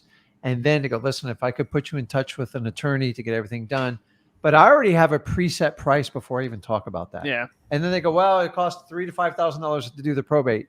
No, I promise you can negotiate a much better deal. Oh, yeah. And then I write my contract that I get reimbursed even at the closing. Now, maybe if I'm making a monster deal, I just eat that cost. But I'm always hedging my bets whenever I do anything. Like so many people will trip up over a couple $1,000s to get a deal done. And there's ways around it. Just make sure you got really hefty profits if you guys are going to take a risk with your own money. That's That's absolutely awesome information. From start to finish, the actually getting the attorney for them and all that. And that's kind of the value add that I have on another deal is that her spouse died. He warranty deeded over 50% of the equity to her. Okay. And then passed without a will. So if that thing is good to transact, I'm already making like 20 at her asking. Yeah. So like I'm telling you, when you go to the title company, just show them the paperwork that they'll look up the stuff and ask, can it transact as is? So many times I put my foot in my mouth. It's not our job to do title, dude. It's either it's above board or it's not. And they're like, no, you're going to have to do a probate. And then this is where your homework comes, guys. You'd be surprised how cheap and efficient you can get a probate done. So the retail going probate in my area is $5,000 to $7,000. I'm talking like a basic case. Guys, I get it done $1,500 all day long. All they are is pushing paperwork 9 times out of 10. When you have the really complicated ones, when they have a large portfolio of other houses, stocks and bonds, that's a complete formal administration. It's a nightmare. 80% of the people die with their biggest asset being the house, and it's usually under the threshold, and it can be exempted from probate. So most of the probates we do, just so you guys know, the properties get pulled out of probate. They just have to file a document. Yeah. To do that document is about $1,000, and most people don't know it. That's why attorneys charge you $7,000 to $10,000 because it's a great profit center for them. Sorry, attorneys, if I'm busting you. Oh It's no. truth.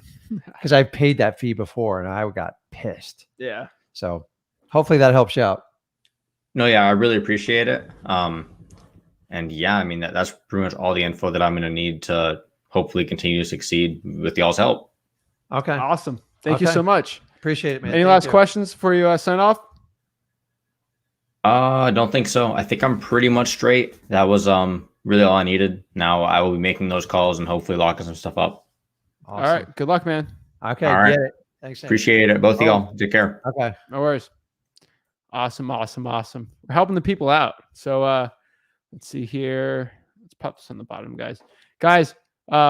Want to make 100K a month direct mail, mailingmastery.com. So we got Yosef. What's up? What's up? How are you? Did I say that right? What's up? Oh, we got Yusuf, it's Yusuf. Yusuf? Yes. What's up, Zach? All right. What's up, Rick? What's up? man? Nice You to guys, meet you. you guys are Where are amazing. you? You guys are beautiful. Where are you? I'm in Southern California, Oh, Orange SoCal. County. Inland Empire, Orange Orange County. County, Irvine, or Orange County. Correct. Nice, man. Nice. Yeah. So I just got into wholesaling around 2 months ago. I Okay. first started the driving for dollars. I didn't get any. I got around one appointment, but when I started cold calling lists from List REI, PropStream. When I cold call, everyone's like, "Oh, you're the 100th time I called you." F you. They end the call. So I thought to myself, like around 2 weeks ago, I'm like, "Hey, it's very competitive in my local market." So I saw one of your guys' videos of virtual wholesaling. So I'm still in the process of learning more and more about virtual wholesaling, but I want to get your guys' intake. What do you guys think? Should I stay in my local market, continue driving for dollars, or should I expand out to virtual markets where it's maybe less competitive? I know it's competitive everywhere, but maybe even less competitive in the local markets. Okay. I'll start with this. So I tell everybody, so are you born and raised in SoCal? Correct. I'm born in New York, but raised in SoCal. Okay. So it's safe to say you know the area, you know the streets, you know the market, right? Correct. You pretty much. So if a deal comes up, you know it's a deal like that, right? Correct. You would know. Okay. Correct. Don't stop doing it, but understanding I'll tell you, SoCal is probably one of the more competitive places.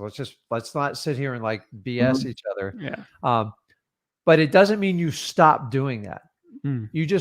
You got to be more efficient in how like you see deals out. Yeah. If you just did 2 deals a year in SoCal, it would be great because they're kind of easy when they do come up.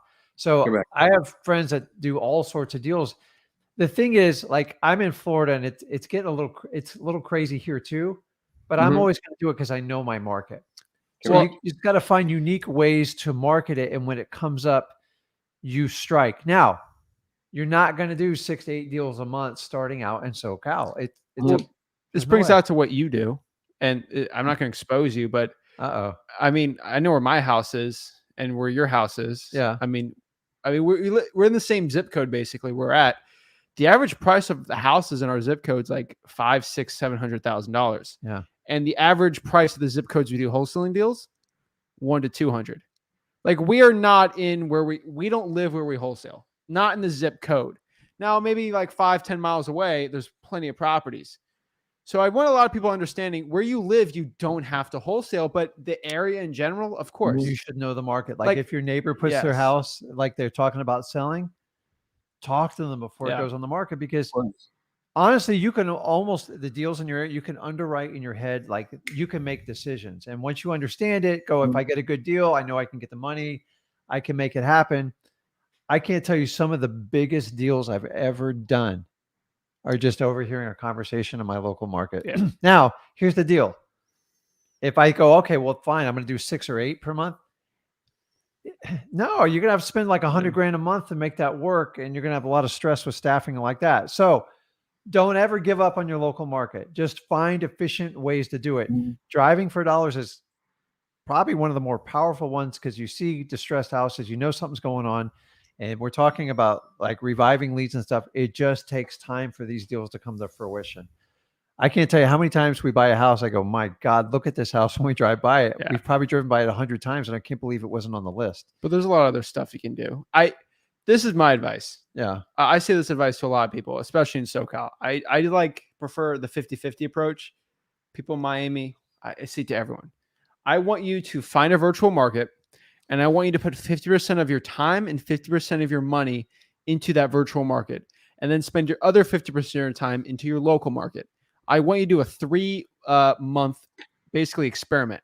Let's say you choose Knoxville, Tennessee. Don't do Knoxville. It's getting a little harder to do. But it's still, you could do well if you do it.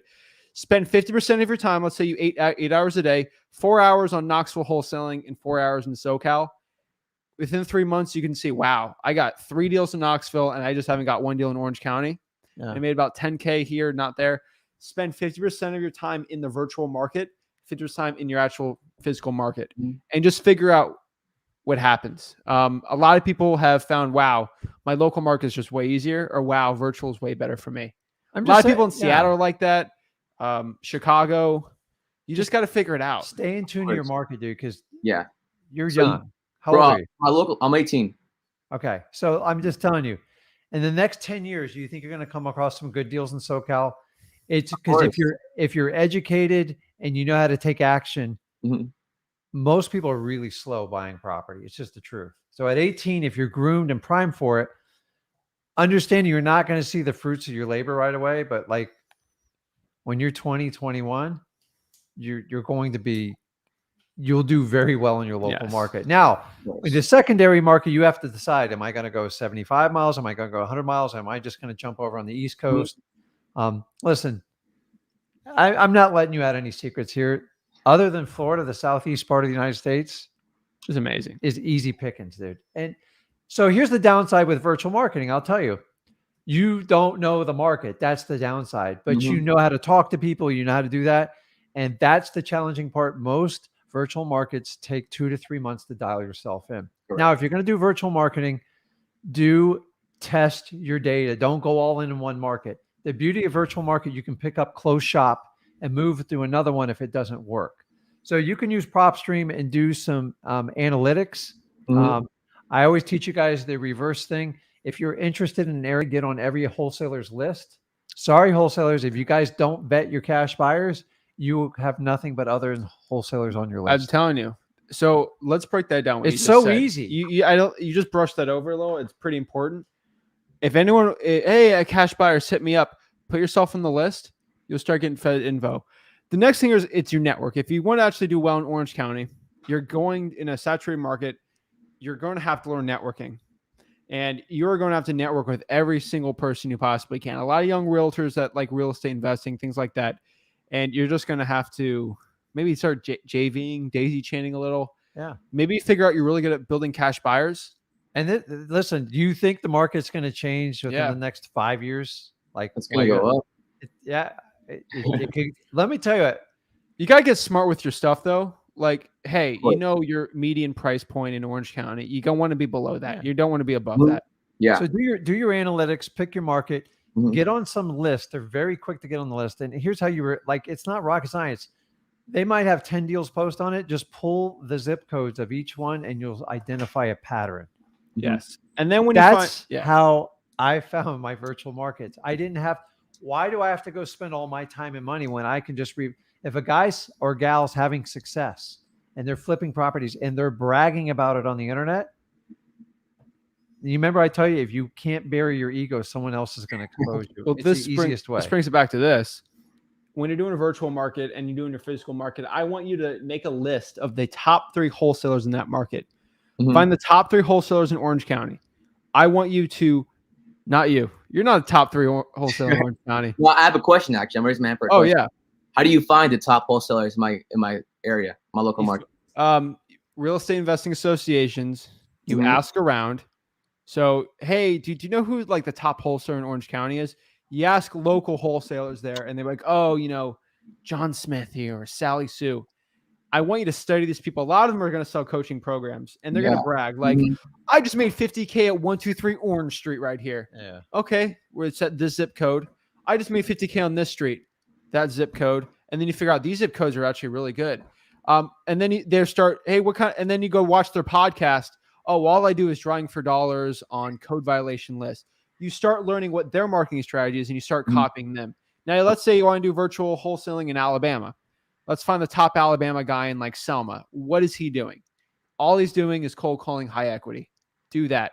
You just got to copy the most successful top 3, get to their level, put them out of business, and just do your own thing. Yeah, but what makes it different for the top wholesalers is their marketing budgets are up there. As a I know, newbie, but they didn't start out doing They that. didn't start out They doing just that. they just scaled it. Of So course. if they started out sending like 500 postcards, now they're doing 50,000. I But know guys in the reason SoCal why that you're do asking that is if you figure out they're making a ton of money with like 15 cold callers cold calling in Orange County. Okay, obviously you don't have the money to do that. You're not going to spend all this, but you know that cold calling works. So we're going to start cold calling fire damage properties. Water shutoffs is not a thing in Orange County right now. Probably code violations. I would. Utility liens, IRS liens. I'd go after the liens. Check out the video I did yesterday. I worked with Isaiah. He was in Riverside County. I showed him how to pull probates in the Inland Empire and actually how to pull IRS liens in Orange County. Actually, Isaiah's in Orange County. I showed him actually how to pull the IRS liens in Orange County. Look at the video I did yesterday. It was 3 hours, but you just got to find where Isaiah's like in a very, very dark room. That's the only way I could describe it. Like an hour or two. Like skip to that and see what I did with him. He's in Orange County. I showed him how to pull the IRS liens. We pulled up this random person on PropStream. He had 14 liens, and they're like $3,000 each. That's an amazing, and it was like a $250,000 house in Orange County. Amazingly to go after. Listen, you're going to have to put in more work in SoCal, but I'm telling you, the payoff's not as instant, and it's frustrating. But if you'll hang in there, your rewards will be huge. Like it just because when you get a flip, you'll make like a 6-figure. So I'm not overly familiar with California, but I know a lot of people over there. You have a very different state. It's beautiful, but the physical part of it. But where's Jason out of? San Fran. San Fran. If you look up Jason Buzi, Buzi, he's a friend of mine. It's a completely different market, though. Not a different market, but I'm just telling you, he knows his market so well. He only does 2 to 3 deals a year, and he nets over $1 million. Dude, what? That's it. That's his big game plan. And just he's very laid back. He's kind of like he's a goofball, I'll tell you. But he sits back. He knows his market so well, and he mostly works with realtors, and he just moves fast. Oh, it's just like Jimmy Two's out there. Jimmy TU. He does the same thing. He absolutely crushes it. He actually does a lot of deals, but they're not $5,000 deals. He does like $100,000, $200,000 wholesale. But he knows arbitrage very well from San Francisco. It's a completely different market, as you know. That's starting to don't shut your market down. That's what I'm telling you, because it will come back. You will get a deal that comes in front of your nose, and like if you get out of the loop, you don't know it. And if you can make $100K or $50K on one deal in SoCal, and you did a lot of these other little deals, which you will do in virtual marketing, that one deal will be like doing 10 or 20 other deals in the other one. And I see so many people, they leave when they do it. It's personal choice for a virtual market. The problem with virtual marketing, it takes time to get to know it. And that's the challenge. If you can survive it, it works. I can tell you, I've gone in so many virtual markets, man. It's equivalent to like prospecting for goals. You're better off test drilling a few holes before you dump in all your time and effort. And once you find gold, then you can go, okay, we can ramp up the cold calling. We can do the direct mail. We can do SMS, and you just kind of keep going and just look for average median prices, cash transactions, and then use the other wholesalers. And I'm just telling you, it's what I do. I'd like to tell you I have this brilliant like system. It's really not hard. People's egos are too big in wholesaling. Yeah. And I'm happy to use their information to duplicate their success. Of course. You're not going to learn that in any course, too. It's just the truth. Yeah, right? I was recently in a situation where I had an appointment for she agreed on the price. It was down in the Inland Empire, where if it did work out, I would have made around 75K profit just in a wholesale deal. I got her to agree on her price 50% below ARV, and as soon as I got to the appointment, I didn't make her sign any contract. This is like my first month of cold calling and wholesaling. I was not very familiar with the process. She calls me back a day later. Oh, someone offered me 100K more than what you did. I'm like, what? 100K. So you just listen. You're in the learning thing about it, and you got to look at this as like it's fun, it's exciting, and the skill sets you're going to learn over the next 6 months is going to pay you the next 60 years of your life. Trust me. I can't tell you how many when I was sitting there dude, I didn't start till I was 33. So you're so far ahead of the game. You should be like, you guys should be pumped. Dude, what am I approaching 52? If you're under 52, you're that far ahead of the game. I'm just telling you. He Thank started at 16, 17. You're diving 18. Like, you understand, if you guys are going to depend on the school system to take care of you and your family and these old, antiquated ways, business is evolving every day. And in real estate, you get into it and you learn your local market, and then complement it with the virtual market, and just understanding it's going to take a little bit of time on the virtual market. But once you dial it in, you can marry that market as long as you want and expand it. And then just pick really good deals in your backyard. Like, that was a good example. It's like, so now I can tell you in SoCal, you got to move with massive speed. Would you say? Oh yeah. You More got to than get this it inked, market. because, man, sellers, they get pounded by so many buyers. Like, if you walk out of there, someone will. And by the way, it's always easier to offer more from the guy before you than like to be the guy who offers with a blank slate. It's like, there's something happens once somebody writes a contract. They're like, oh, well, I'll give you 50 grand more. It's like, I get it all the time. So you're on the right path, man. I would be super excited. You're spending a Friday night. You could be out partying, doing other stuff, or you still got time to do it. But that's the difference. You put in the time now, man. Like, you're like 17 years ahead of where I started. So look at that. I tried the college thing. I tried this.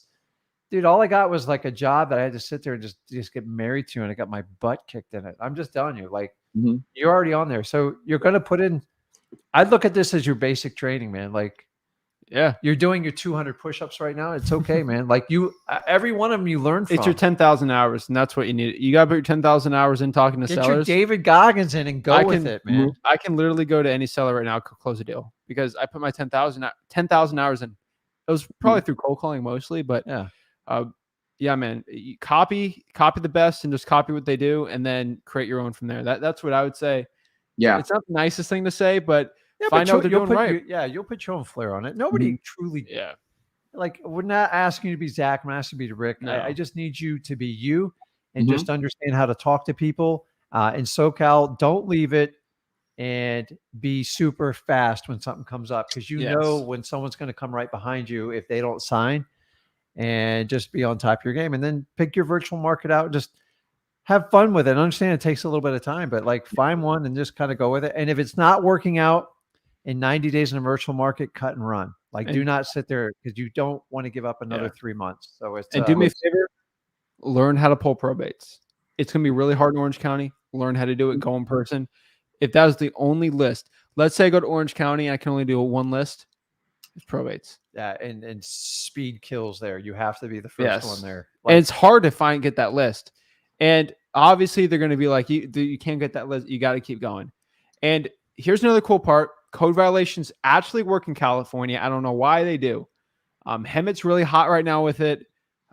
Corona's okay, but like San Bernardino, really on fire with it. Does it rain in California anymore? It does. It was a thunderstorm last week. It was crazy. Yeah, most rain I've ever seen in my life. Really? It was like raining for a straight 2 hours. Yeah, it's usually hot. It's very hot outside right now, but when it's raining, it rains heavy. Like, not compared. You guys live in Florida, correct? Oh yeah. I can't compare to Florida, but in California, it rained very heavy. Like, we've had a very dry year. First time. No hurricanes. Yeah, of course. Great. So I have another question.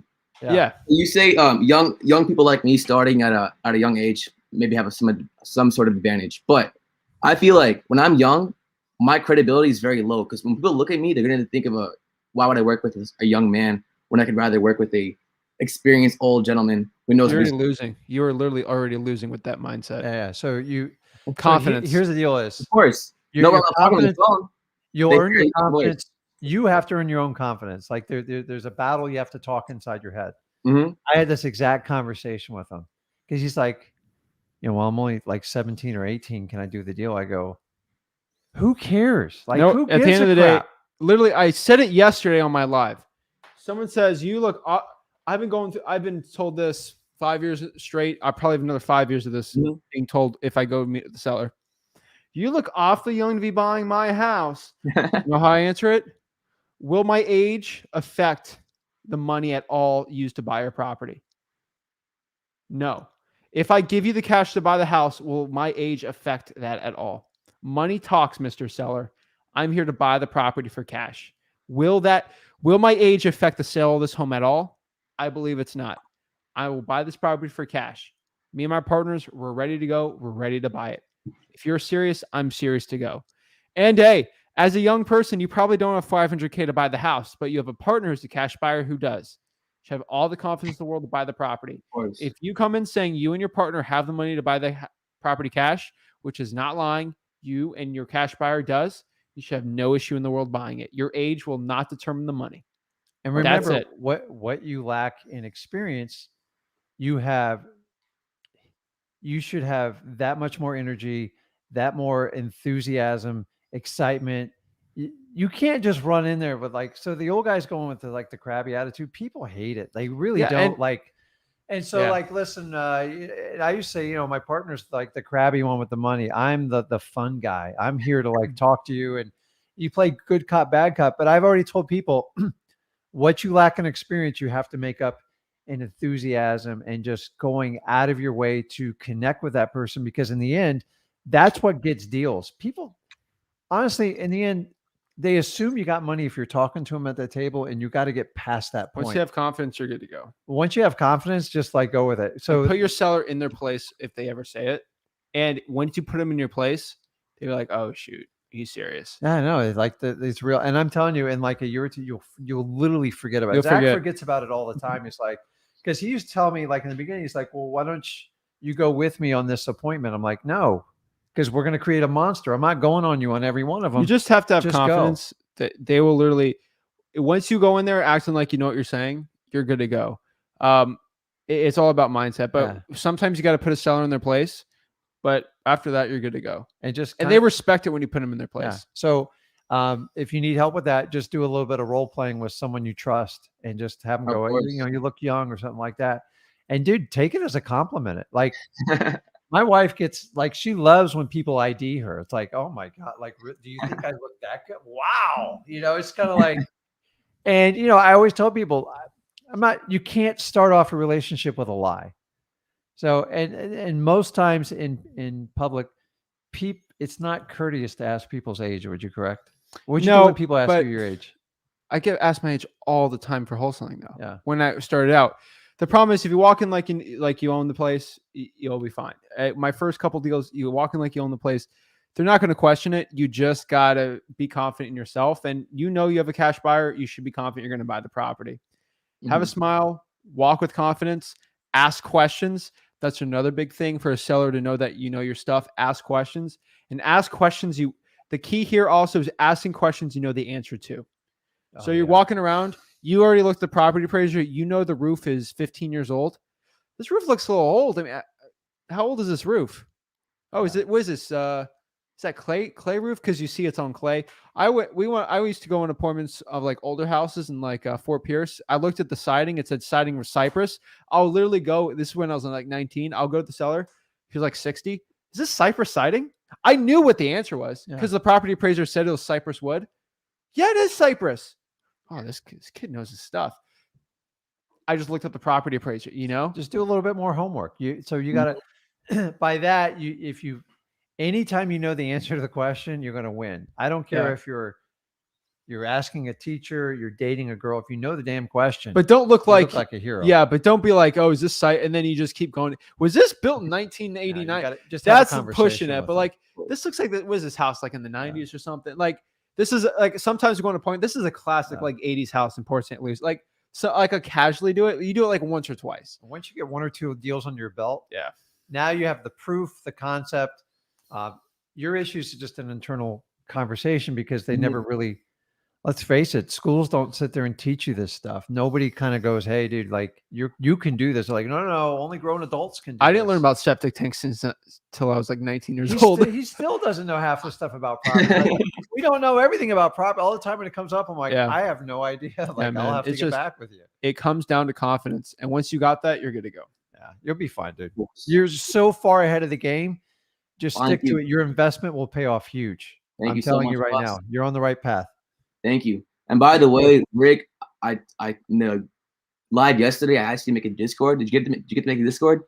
Yeah, bro. Go to Wholesaling Houses for real. It's, we got like 60 people in it already. Wholesaling houses for real? Wholesaling Okay. Houses for real Facebook Oh, on group. the Facebook group, correct? Yeah.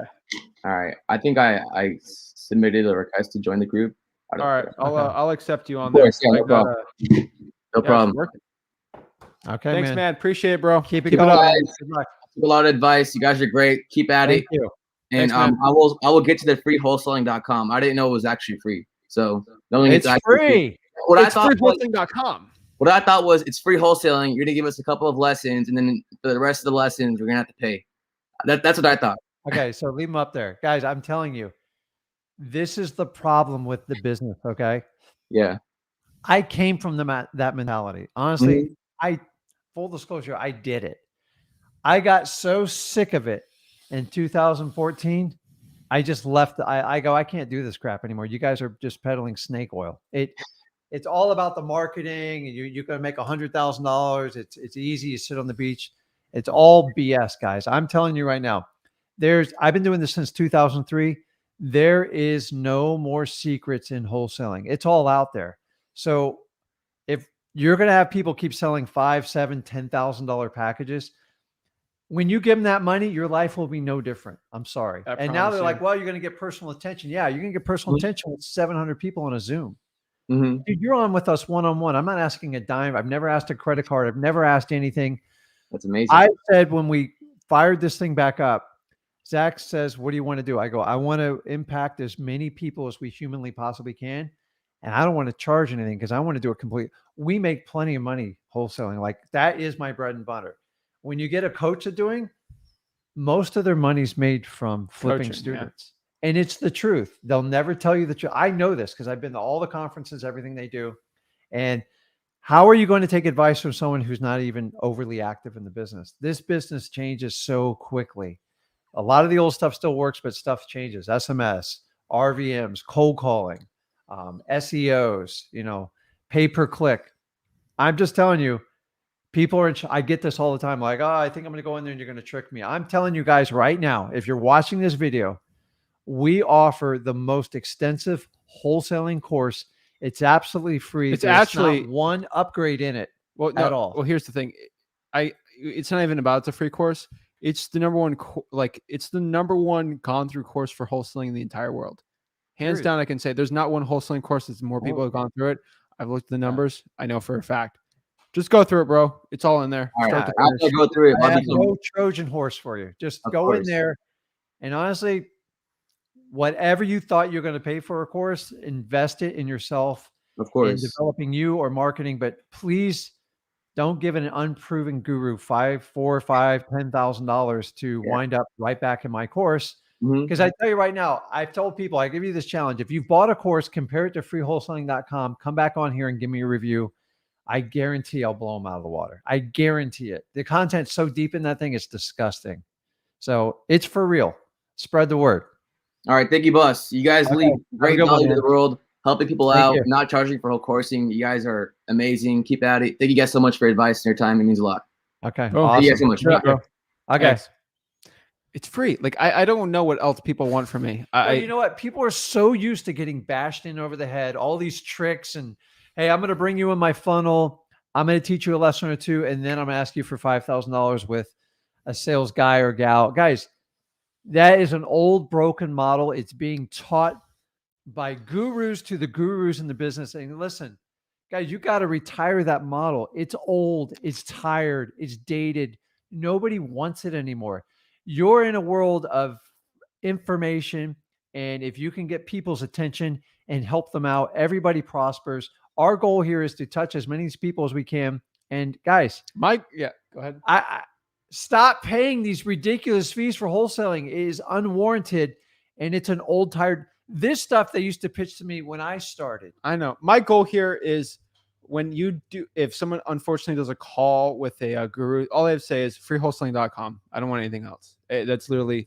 Or why don't you do freewholesaling.com first? And if you don't like it, then you can go pay someone. How's that? Yeah, join a Zoom. I'm literally trying to save you guys.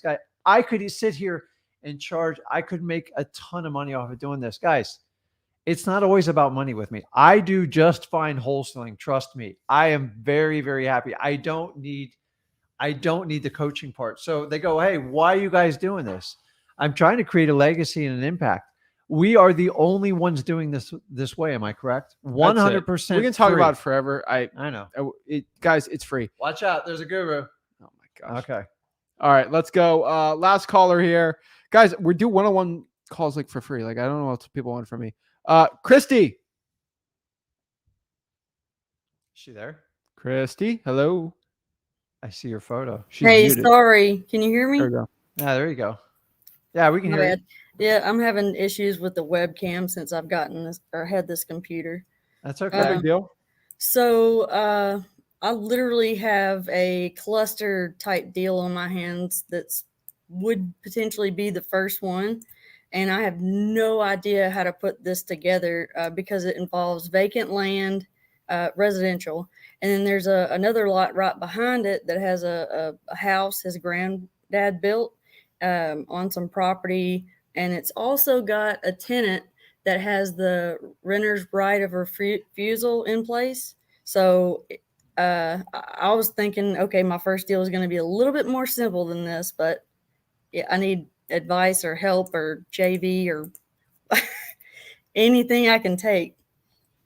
Okay, so tell us where you're at in the deal. Like, is it under contract? Are you in? No, so I called the gentleman today. He said a lot of people have been trying to get in touch with him, and he said he hadn't tried to talk to anybody else, so he elaborated with me. So this would be, I know I still have to ask more questions, but with this being so many things to try and learn really fast to know the right questions to ask, I have no idea what I'm doing. Okay, so let me ask you how long have you started this journey? And have you done any training? Have you gone through freewholesaling.com? Or have you What used anybody else's market, course? So I'm in Dallas, Fort Worth, Texas, and I've been studying hard and heavy through y'all's channels, a few others for maybe 2 weeks now, where I've Okay. only had maybe 4 hours of sleep each night. Oh boy. Uh-oh. Yeah. You gotta get some sleep. So I'm in it deep. So this property it's a piece of vacant land. What Mhm. else? There is another lot behind it with a rental property sitting on it that was built in 1924.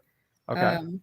He gave me details on it, said that the tenant has been keeping up the property and updates, and she's been there for like 8 to 10 years.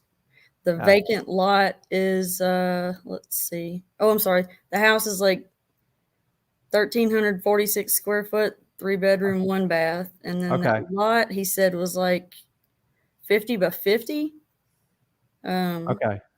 Did he give you, did you get to any numbers or his No. reason for possibly selling? Oh, yeah. So he said that he's 73 and him and his wife want to retire, and he wants this offered as a package deal. And apparently he hasn't really gotten the right price yet. Okay. Has he told you what the right price is? He said that he did get an offer that was around $205,000 in a postcard. Okay. But he said that he didn't even pay attention to it and he threw it away. But that's the only price he mentioned. Yeah. So I can't help you with values on there.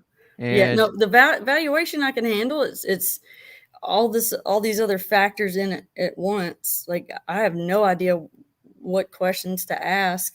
Okay. So everything. First thing, Christy, right? Yes, sir. Just take a deep breath. You're only 2 weeks into it. So it's not, honestly, if you don't do a deal with this guy, the idea is you make progress and move forward. Right. The reality is not every deal works out. Actually, most deals don't work out. That's just safe to say. So, the hardest part is getting past some of your internal fears on talk. To be honest with you, if you really look at it now, unfortunately, I've been doing this a long time, so you're dealing with a house, an older house, and a piece of vacant land. It's just 2 parts. You just need to price them out like that. And you have to have some common sense in the number. If he's asking 200 and the thing's comping out at 100, beware of what's going on here. Because I don't like when people use if I get the right price or like I was terrible at the price is right. Like whenever I used to hear that, I'm just like, You're still bad at the it. odds of motivation are usually slim to none. Now, he's older and he needs to retire. Right. So there might be opportunity, but it doesn't mean he's going to give you a good price. What I would do is just, I would go through your basic comping. It's too easy to comp a property today. Like you have more tools available to you now. Yeah. You don't have to pay a dime. You just do internet search. You've got to get an idea of the value and see if he's way off the mark or not. I have no idea. Have Right. you know what values go in is it in your Yeah, I area? tried looking up the vacant lots. Yeah. I think even up to a mile out, and couldn't really gauge anything. There was not. I don't think there So was. is anything. it connected to the other piece of property with the rental on it? Technically, but there's like a fence separating it. He Okay. said. So a lot of people, I would probably try to sell that whole package deal together because people like to buy a house and everybody wants the option to buy the piece of property next to them. Yeah, and that's other how part- he wants the deal. Yeah. The other part of it, he said the tenant has the option to buy it. The tenant will never buy it. If they haven't bought it by now, they're never going to buy it. I'm just, Is that what that right of refusal is for? Like they can. So hey, here tenant, it's $200,000. You want to buy it? And get them out of the way. Like they're never going to buy it. Like it's not like, I always tell them like, why don't you present it to the tenant? And if they don't buy it, then I would be happy to follow up with you. Like you got to he sounds like he has to go through a few more stages here. Now, some of these landlord owners like this, sometimes they have unrealistic values, what they think the number is. Okay. I don't want you wasting your time with them. If it's valued at 100 and he's asking 200, you're so far off the mark. I don't want you to spend energy. And I wouldn't advise you to go see him unless you can get past that. So identify the valuation. And so freewholesaling.com has almost everything you need. But if you already know the value. So if it's 100,000 and you already know it's worth 100,000 and you ask him what it's worth and you know the answer, this is where it's fun. Yeah. So here's when you say it's 100, he goes, well, it's 205. And just say, hey, John, whatever his name is, how did you come up with that number? And just shut your mouth and see, watch what comes out of his mouth, because that's going to tell you what his motivation is. Yep. Okay. Yeah. I don't want you getting in your car, wasting time with people. Like I used to do this all the time in the beginning. And you got to make sure you're dealing with the seller. You got somebody of sound mind. Because I just like this in this world, you still don't go out and just go see people for no reason. So find what the comp is on it. There's plenty of resources out there. Use your PropStream account, Zillow, whatever you got to do, and see if he's even in the ballpark. And you'd be surprised he might not be in it. I did evaluate the house, and its ARV is between like 160 and 166 ish. Yeah, and then you just got to figure out what the lot's worth, right? Exactly, and that's my problem. So he basically wants retail. Like you Yeah. don't even have to do a lot of like. I mean, Christy, I'm gonna tell you something. It's gonna be very disheartening. You're not gonna learn all of wholesaling real estate in 2 weeks. No. Yeah, No. I knew that. I just It's gonna be a solid 2 years. But to you will grasp it. learn. You will learn through the process of doing this. And what I'm teaching you You is still make $100K a year your first year. Like that's easy. You just Right. learn to qualify them. So if you go to freewholesaling.com and learn about like the qualifications, that's the main part of it. Like once you do a few of them, you start to you get in a rhythm. Yeah. And so if it's Just ask the 4 pillars, right? Motivation, Yeah. commission, time frame, price. So if it's coming at 165 and he's at okay, I'll take 130. Okay, we can continue this conversation. But when they come in double the number, I just don't spend a lot of energy. I'm like, how did you come up with that number? And you know what the reality is? He probably says, I need this amount of money so I can retire to take care of my wife. Hey, listen, I get it.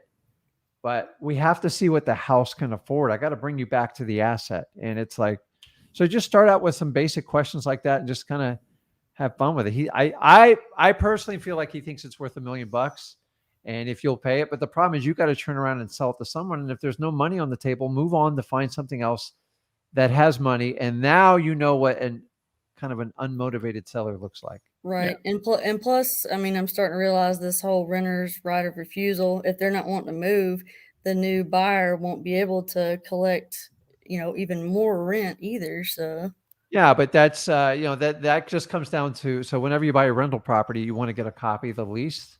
Don't listen to what they tell you. Get a copy of the lease, or just go, listen, can you just give me the highlights? What I like to hear is it's month to month. And hopefully if they've paid every month, they're usually keeping it up. The reality is a lot of them, they're not paying their rent. The renter's difficult and they're trying to sell you with the renter in there. I'll do that, but there's a price for that. So it's, remember, you're just buying the terms of what's in there. The only ones I cannot buy is when somebody has a like a life estate. They're rare. Reverse mortgages, and stuff like that. But it's, see, the odd thing on this one is he said that the tenant that's living there has been renting between 8 to 10 years, and that she's been keeping up with updating the house, like upgrading the electrical. Like he named off a lot of stuff. And then to touch back on the price point, I asked several different questions to lead to, what would you think it's worth? And he was like, I really don't know, because he hasn't tried to get an offer for both properties together. So, yeah. Just, you can spend time on the phone. I wouldn't go and visit it, because it sounds like this. God only knows what kind of agreement he has with this tenant. They might have to have a real option, and you're literally wasting your time. Okay. Because listen, how many times have you put money in a property, you think if you were renting the property, you wouldn't be upgrading the electrical system without, if you had some sort of agreement to buy the property. So, and you could run in the fact where they might want to rip it all out when they're said and done. I think he has some sort of underlying agreement with them, and I wouldn't spend a lot of energy on this. I'm just, okay.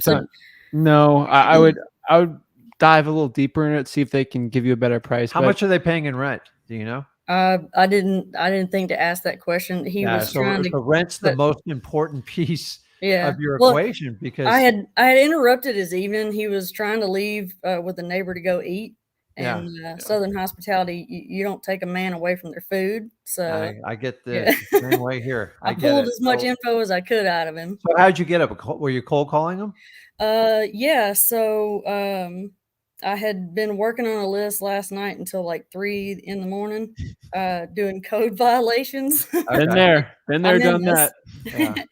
So this one had tall grass on the vacant lot, and I just called him up since it was getting close to 5, and I was like, oh shit, this could be the first one, and I don't know jack. Yeah. So Chrissy, the good news is you're actually taking action. You're pulling lists. You're following the advice. You're making cold calls, and you're only 2 weeks into it. You're fine. Like, breathe. I'm telling you, you're well on your path, because this isn't overnight, but it can happen like pretty quickly. So yeah, talk to him, find out what the rents are, ask a few more questions, see where you go. Most rental properties, there's 2 ways to comp them. One is traditional comps. They look around, but look at the rent. If someone's only paying $800 a month and somebody wants $200,000 for the property, mathematically, it doesn't even make sense. Yeah. So a rule of thumb is, if they were paying for that house to be worth like $200,000, the renter should be paying around $2,000 a month. That's just like basic investing rules type of deal. Like, if it's discount a little bit more, they've been here 8-10 years, I didn't want to raise it. But if they're paying $700 or $800 and he's wanting like a much bigger number, why wouldn't you just raise the rents then? Agreed. Right. So, yeah. Look at the rent. It's going to tell you a lot. 8 to 10 years. You got high grass and stuff like that. The renter might just, I got a feeling they got like a verbal agreement with the landlord. This guy looks a little, sounds a little, yeah. I see this all the time in the older landlords, a little slippery, man. Yeah. I would just go do some due diligence on it and just keep going more leads. That'd be my. Okay.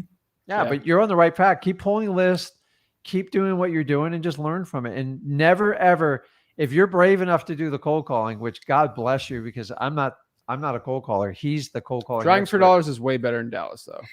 Yeah, but my wheel hub assembly is going out on my truck, and I got to replace the axle. So I hadn't been trying to drive. I've been focusing on this instead of fixing my truck.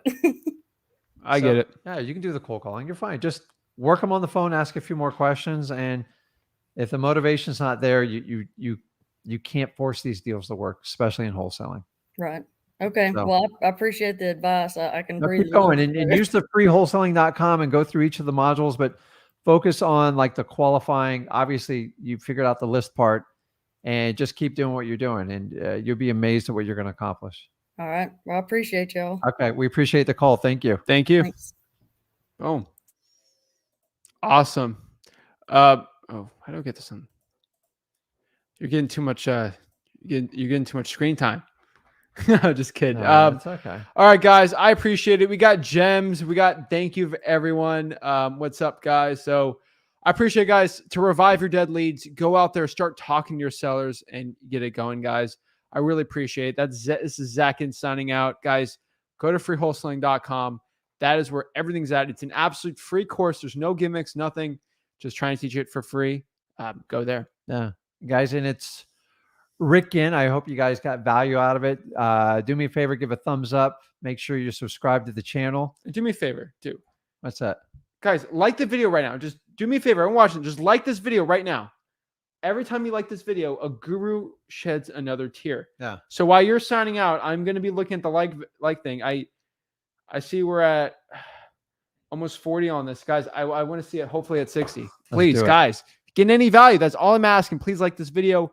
We're trying to put these gurus out of business. We're trying to change the way wholesaling is done forever and trying to help everyone have equal opportunity to learn wholesaling real estate. And guys, we're going to be on here. Well, I'm going to be on Monday, right? Yeah, he's going to let me do the mic all by myself. Oh my gosh. He's And getting his own show. We might call it Unfiltered Rick. Yeah, we got the Rick Ginn show on Mondays at 5 now. What about Rick's rant?